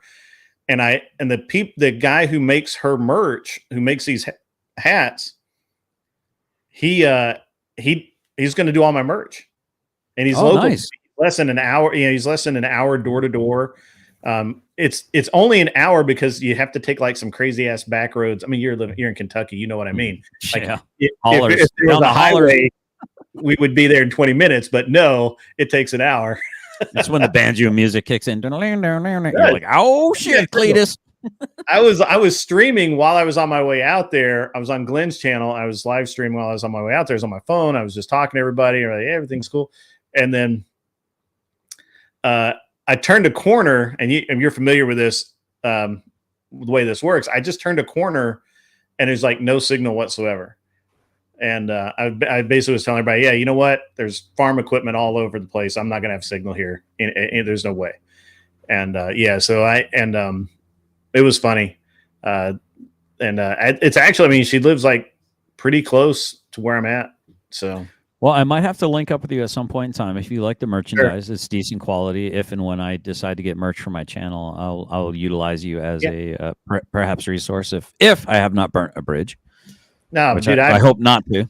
Yeah. Well, dude, I don't care. Is, I'm a graphic designer, so if you all need, nice. I actually my T-shirt guy, the reason I don't have them done yet is because I think the guy that was helping me with the designs, so he's a full-time video editor, graphic designer guy.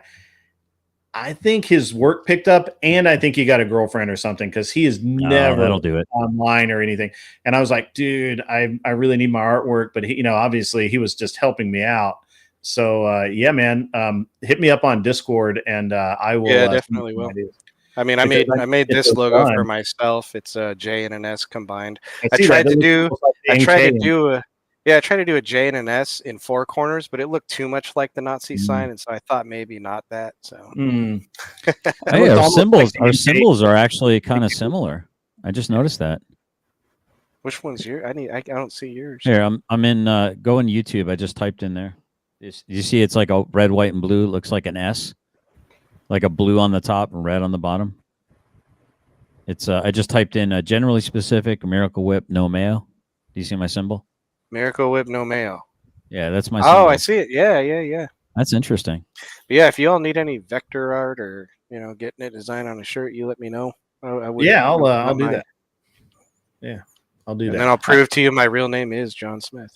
I'm not sure when you're going to close out. I just want to take this opportunity to say it's been an absolute pleasure. I think we agreed way more than we disagreed. I think maybe we got to know each other a little bit better to understand the nuances, the minutiae of our conversations. Sure. And I respect you, man. I really do.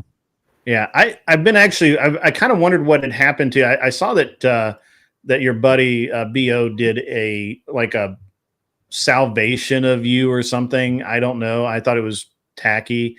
The only reason I know about it is because apparently he had clips of me on there, and somebody told me that, hey, you've been clipped and put on this show, and I'm like, he's clout Jason. He's like, it doesn't make it back to me, Yeah, it doesn't bother me. A guy. Listen, I got 34 years with the same woman. I got my kids are grown. I've got grands. My wife gets to work whatever career she wants. We had our kids young, so now she can work on whatever career she wants to pursue. I get to put my hands in the soil. I get to raise chickens. I get to do cooking and canning and all kinds of dreams. Yeah, Did you start sourdough yet? Yeah. Well, nice. I did a sourdough start, but actually instead of doing a straight up sourdough, I just use a poolish, which kind of gives it a little bit of the sour and not the full on sourdough effect. But I do make my own bread. If you look at my channel, there's a bunch of free shorts where you can look at some of my cooking shorts and stuff like that. Yeah. And then if you become a member, it opens up more stuff and more tailor-made stuff. That said, I'm sorry, I didn't mean to promote my channel grid. Sorry, man. Actually, it's one of the things here that I don't think enough channels do. You may have noticed that mods are spamming your channel. I appreciate it. So if you are a guest on the show, anytime, if you've ever been a guest on the show, unless we don't like you, unless you've done something to become on the naughty list, persona non grata, Roger. Right. unless anytime you're on the show, whether you're on the panel or not, the mods will spam your channel so that people can go see it. And I just think that it just helps everybody. I'm not out here just to help myself. Really, it doesn't do me any harm. And, I just think it's the polite thing to do. There are people that do impolite things, and we've actually had some conversations about that. Before I get into that, Nick Ga, I like that. You got to go real slow with that one, bro. You do. I like that a lot. The BO list. So here's the thing. I have nothing against BO. BO decided to have something against me and tried to use me to further his own gain, and therefore I can no longer associate with him. Okay. That's as simple as it is. I do not care. I don't hate him. I don't like him. I'm completely ambivalent about BO. I thought it was funny. He kept getting caught in lies. I will admit he provided me with much humor. That's the end of it. Honestly, that's just it. There's nothing more to it. I have no animosity towards him. I don't care. So it's interesting. Your wisdom and your words remind me of this. There's this guy who hikes the Appalachian Trail, kind of an older gentleman. He walks and he does these little motivational things. And he says, I'm not walking away from you to teach you a lesson. I'm walking away from you because I've learned my lesson. And that's what you sound like you're saying with Based Oracle. Know your worth. Yeah. I mean, why would I feel I've never met this person. The only conversations we've had have been him being disingenuous to me, other than the one time I was on his show, which I thought was weird. It was more or less good faith. And I actually thought well of him up until a point where he started being bad faith, disingenuous. And at that point, look, I don't know why he's doing it. I can't assign a motive. We're not buddies. I just, at that point, I just have to say, I don't want to have anything to do with you anymore. Peace. Right? Like, you have your side of the world. I have my side. I will stay over here perfectly. And then I wanted to address something besides that. But I forgot. I call him bought Oracle now. So it's funny because if you remember when Leonidas, I don't know if you ever watched 300 or understand 300. Leonidas went up to go consult the oracles of Delphi. He went up there and he had to go through the men, the actual nasty, scabby men who would interpret the message from the oracle, right? So if you met, he always had to bring something, an offering, right? Leonidas dropped what he dropped, but Xerxes had paid off a Greek to give even more to go against what Leonidas knew needed to happen and to give Leonidas a false prophecy. So that's to me, he calls himself an oracle. Normally an oracle is feminine. Is a feminine thing. It's not completely. Not completely. I actually did the research on that, and their oracles can be masculine and feminine, but predominantly are considered to be feminine. To your point, not to dissuade it, but so the interesting thing is I call him Bolshevik Oracle or Bot Oracle because the people that he has sided with against me give him big donations. You'll see the chick named Izzy. She's an Islamic woman who was an interpreter in Iraq. I think she's been on the program. I'm just letting you know. She's been in the chat, I'm pretty sure. I'm just saying, be careful because she'll give you a lot of donations if you come after me. So that's why Base kind of started to turn on me. Like you? Well, if you watch my shows. So basically, I call them the DD-214 gatekeepers. So there's these guys that are absolutely crippled with what they call PTSD, and they have to smoke in order to cope. So instead of dealing with it, they stay in the valley, pitch a tent, instead of like understanding that they have to go through this and eventually get out of the valley. That's any NCO would try to encourage them to get out of the valley, not stay in it. But they want to sit around and hold each other's hand and enable each other into an early grave, likely. Well, they call themselves the DD-214 gatekeepers, basically, and they go after people that they call stolen valor, right? So they did it with Wrangler. I don't know if you heard of Wrangler, and I guess there's some other guy that's like real big. I forget his name, But these people have exposed these. So what they do is they get a lot of people coming in, donating to them, becoming members because they like the fact that they were exposing stolen valor. Well, to a hammer, everything eventually looks like a nail. And if you're trying to get that dopamine hit, trying to keep that, you're going to look around and go, oh, there's a nail. Oh, there's a nail. There's a nail. So when someone comes after me and says, I don't think what you say about your service is legit, you need to prove it. You sound sus. Show us your DD214. And my response to that was, who the fuck are you? Go fuck yourself. I don't owe you shit. So that was me on principle, right? Mm-hmm. And then God revealed to me that, okay, that's after about a month and a half of it, he said, this isn't principle anymore. This is pride. Put it in your rearview mirror, redact and release your DD214 to show that these people aren't interested in the truth, that they're actually interested in trying to destroy other people. And the fact that I'm a legitimate vet, I'm a disabled combat vet on top of that, which is exactly what I've said. And in 2024, if I can identify as a furry who's a cat and you have to put a freaking litter box in a high school bathroom in order for me to squat in, but I can't identify as a retired disabled combat vet, which is exactly what the hell I am without these gatekeepers trying to gatekeep me. So anyway, long story short, I did. And it's funny because they said I never left the military as anything other than an E3, that I was on a permanent P3 profile. My wife is like, that's funny because I remember pinning E5 on you. You know, I ended up being medically retired as an E5. So the point of the matter is, so I asked my wife, I said, all right, can you get she knew where it was. It was some box that we keep the important paperwork in the closet.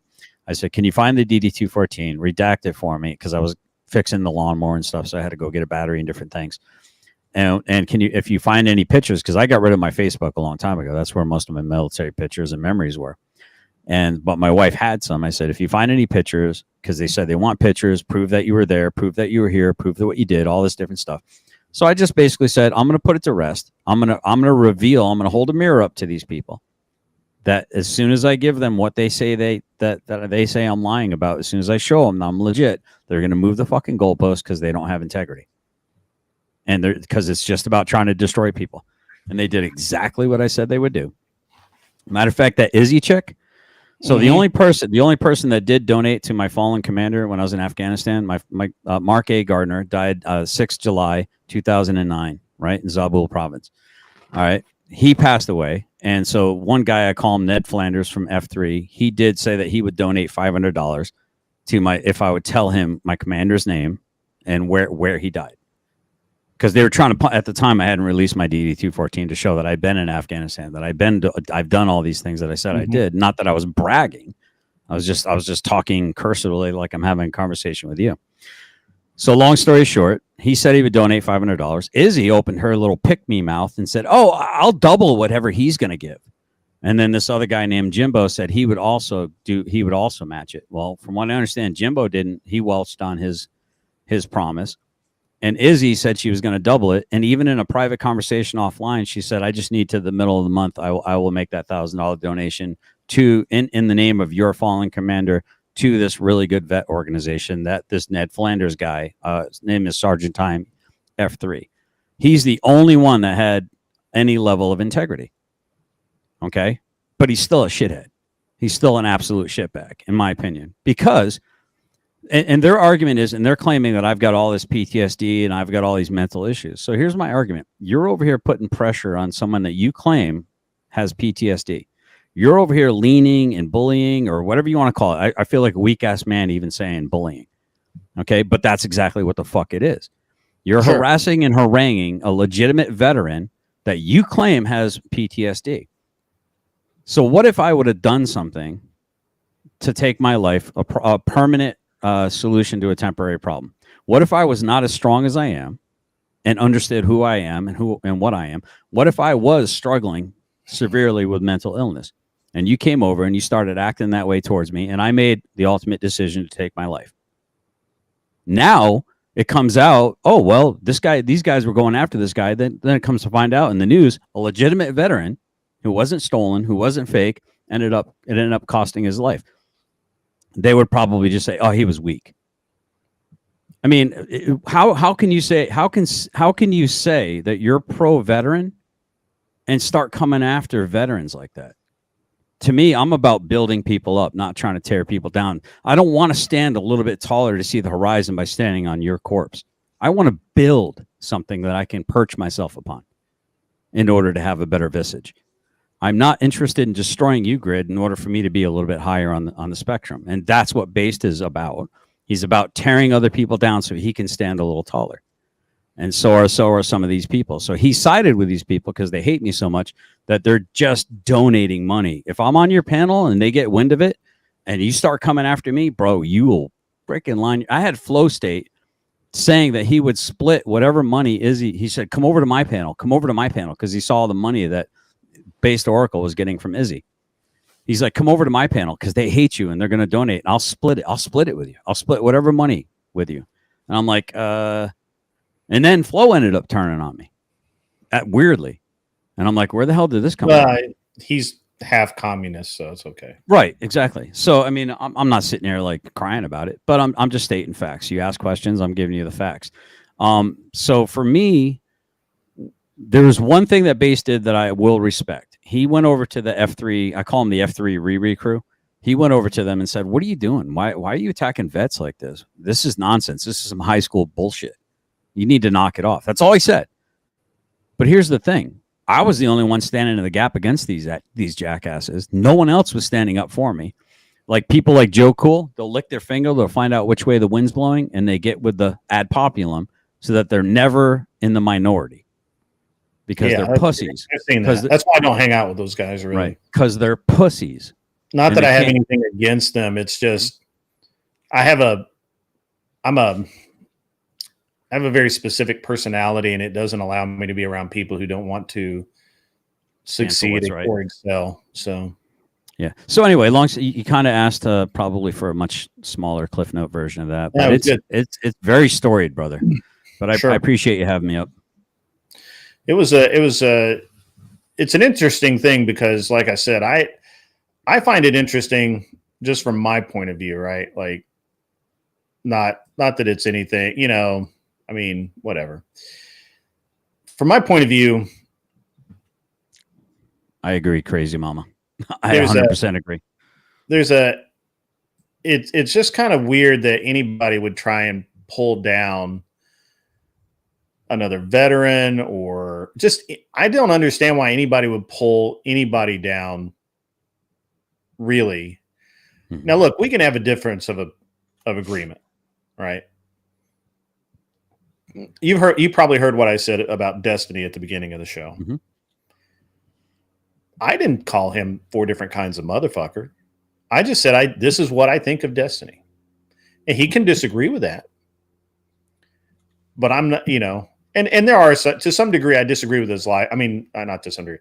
I disagree with his lifestyle. Mm-hmm. I will make fun of the stupid shit that he does. As you should. But that doesn't. But I haven't said that I hate him. I wouldn't cross the street to kick his ass. Right. Okay.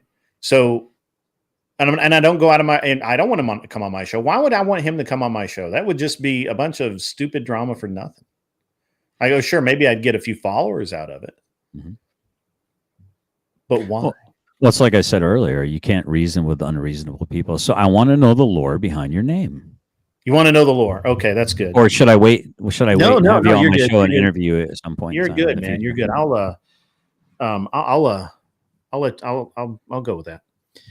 Nobody's actually interviewed me yet. Well, hold up. Don't answer it then. No, that's cool. I'll have you on my show, dude. I had a guy with 67,000 subs on. He was my first interview. I used to do this on the intro, but we just start getting I go so fast through the intro now that it's I don't do it anymore. So an Unreasonable Man comes from a quote from a 1907 play by George Bernard Shaw called Of Men and Supermen. And in that play, he postulates that through selective breeding, the most beautiful men, the most beautiful women, so forth, so on.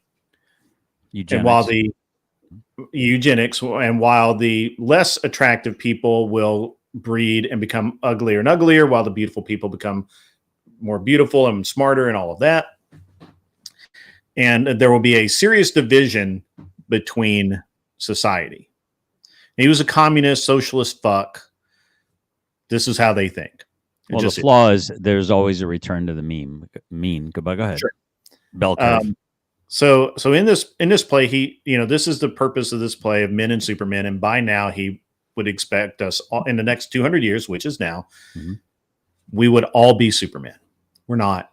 He failed. Ubermensch. Yeah. Okay. And so, but like most socialists, he has one nugget of wisdom. And that is the quote that says, "The reasonable man accepts the world around him and works within it. An unreasonable man forces the world to conform to his goals and needs." And I'm paraphrasing here. Therefore, all change must come from the unreasonable man. And we must all become unreasonable men. All of us. You being reasonable and you think about how everything is sold to us. Reasonable gun control, reasonable sex education, reasonable insurance coverage, right? That the requirements, reasonable taxation for your vehicle, reasonable road taxes to keep the roads in repair, reasonable. It's all reasonable. We're all until it isn't. we are defined to be reasonable, and yet we should never be reasonable. It should be absolutely unreasonable for someone to ask me, who pays every month for my kid to go to a private school. It's unreasonable to ask me to pay for other people's kids to go through school public taxes, through my property taxes. In Tennessee, we're looking to reform that now. Now they're not doing it the way I want to do it, which is the abolition of property tax, which I think is the right thing to do. I agree. However, we are looking to have a tax credit if you do not have children in public school, which would effectively lower my property tax to almost nothing, which would be great because I pay property tax on 4 properties. So I'm very unreasonable about this. I do not want to pay taxes. I pay for the last 10 years. I say this all the time. At some point I'm going to, I'll have to, I won't ever show my tax documents, but at some point somebody's going to ask for proof and I'm going to laugh at them. But the last 10 years, I have paid over 6 figures in income tax every year. And my wife has contributed the maximum amount into Social Security every year, the last 10 years. Can I encourage you? I'm a bit of an English nerd. Sure. Okay. So can I encourage you to maybe reformulate your argument? I understand the premise of what you're saying, but I think that men aren't meant to be agreeable. We're meant to be disagreeable. Absolutely. Jesus said, "Come, let us sit and reason together." So the definition, which I'm getting ready to put in, is what happened? Oh, never mind. So I'm going to get ready to put the definition in the chat over here. And so unreasonable is right. It's an adjective meaning not guided by or based on good sense. Why would you not want to live your life? I mean, I would argue that you have based your life on good sense. Otherwise, you'd be probably a homeless person shitting on the ground in San Francisco right now. So my argument to you would be that we should be disagreeable as men. Unrulable. There's not such a quote. Unfortunately, there's not such a quote that's famous. And that quote always stuck with me because I've always, when I heard it back in high school, it always stuck with me because it illustrates perfectly how we are sold things. I think I understand what you're saying. Just be reasonable. Just pay your taxes. It's for the greater good. It's like the boiled frog thing. Okay, I see where you're going with that now. Okay. Yeah, everything is, the world counts on reasonable men to operate. If you are if you're an unreasonable man is also ungovernable. Right. Yep. So. Yeah, no, I'm picking up what you're putting down now. Yeah. That makes perfect sense. Yeah. I appreciate it, man. I really do. I got to Yeah, no worries. My back teeth are floating. Is it okay if I step away for a second? If you okay, end it, you end it. 3 o'clock. I'm gonna wind the show down. Okay. If we'll catch you. And Saturday night is a chill stream. You're welcome to come on and have a discussion with Anson. I know Anson will really love that. He's our libertarian. Okay. He's from Alabama. We're all close to each other. He's down in Alabama. So Anson's a Peter Pan, Never Land. I just want to fly around with Wendy and Tinkerbell and fly around with fairy dust. No, he's not that kind of libertarian. Libertarians. Oh yeah. He believes he's a Heinlein style libertarian. So he's not an anarchist. No, well, it could be. I don't know. Anarchism is a theory, not a system. Statism is a system, not a theory. So that's why I call it Never Land. It works in Nirvana. Nirvana is Greek for nowhere. Mm-hmm. So anyway, yeah, that's right. Well, good having you on the show. We'll talk soon. Yes, sir. You want me to leave, or are you going to kick me? Or you want me to I'm gonna close the show. You don't have to leave, but sure. if you need to go. I'm just gonna close the show down. I'm just going to pee in my chair right here because I'm a real man. Don't do that. I'm going to be unreasonable. Go ahead. All right, guys. I really appreciate everybody hanging with us. I know I went a little bit long, not as long as yesterday, but I did go long. So everyone that is left, I know that we've had some people drop off. It happens. Been a good discussion. Actually, a really good show today. Tomorrow there is no show because it is Friday, and Friday we do the night show. And I go fishing during the day, or shooting. I might go shooting tomorrow. I have an adult activity plan tomorrow, and therefore I will not be online. I hope to see you all tomorrow evening. I will post the link as always. Look into your notifications. Hopefully you have subscribed. Michigan Christian, good to see you in the chat. Sorry that you came in once again as we're leaving. Maybe you can hop on tomorrow night. Everyone, stay centered and be unreasonable, be ungovernable if you can. If not, do the best that you can. Goodbye, generally specific. Good night, John Smith. Everyone have a great day and get off my lawn.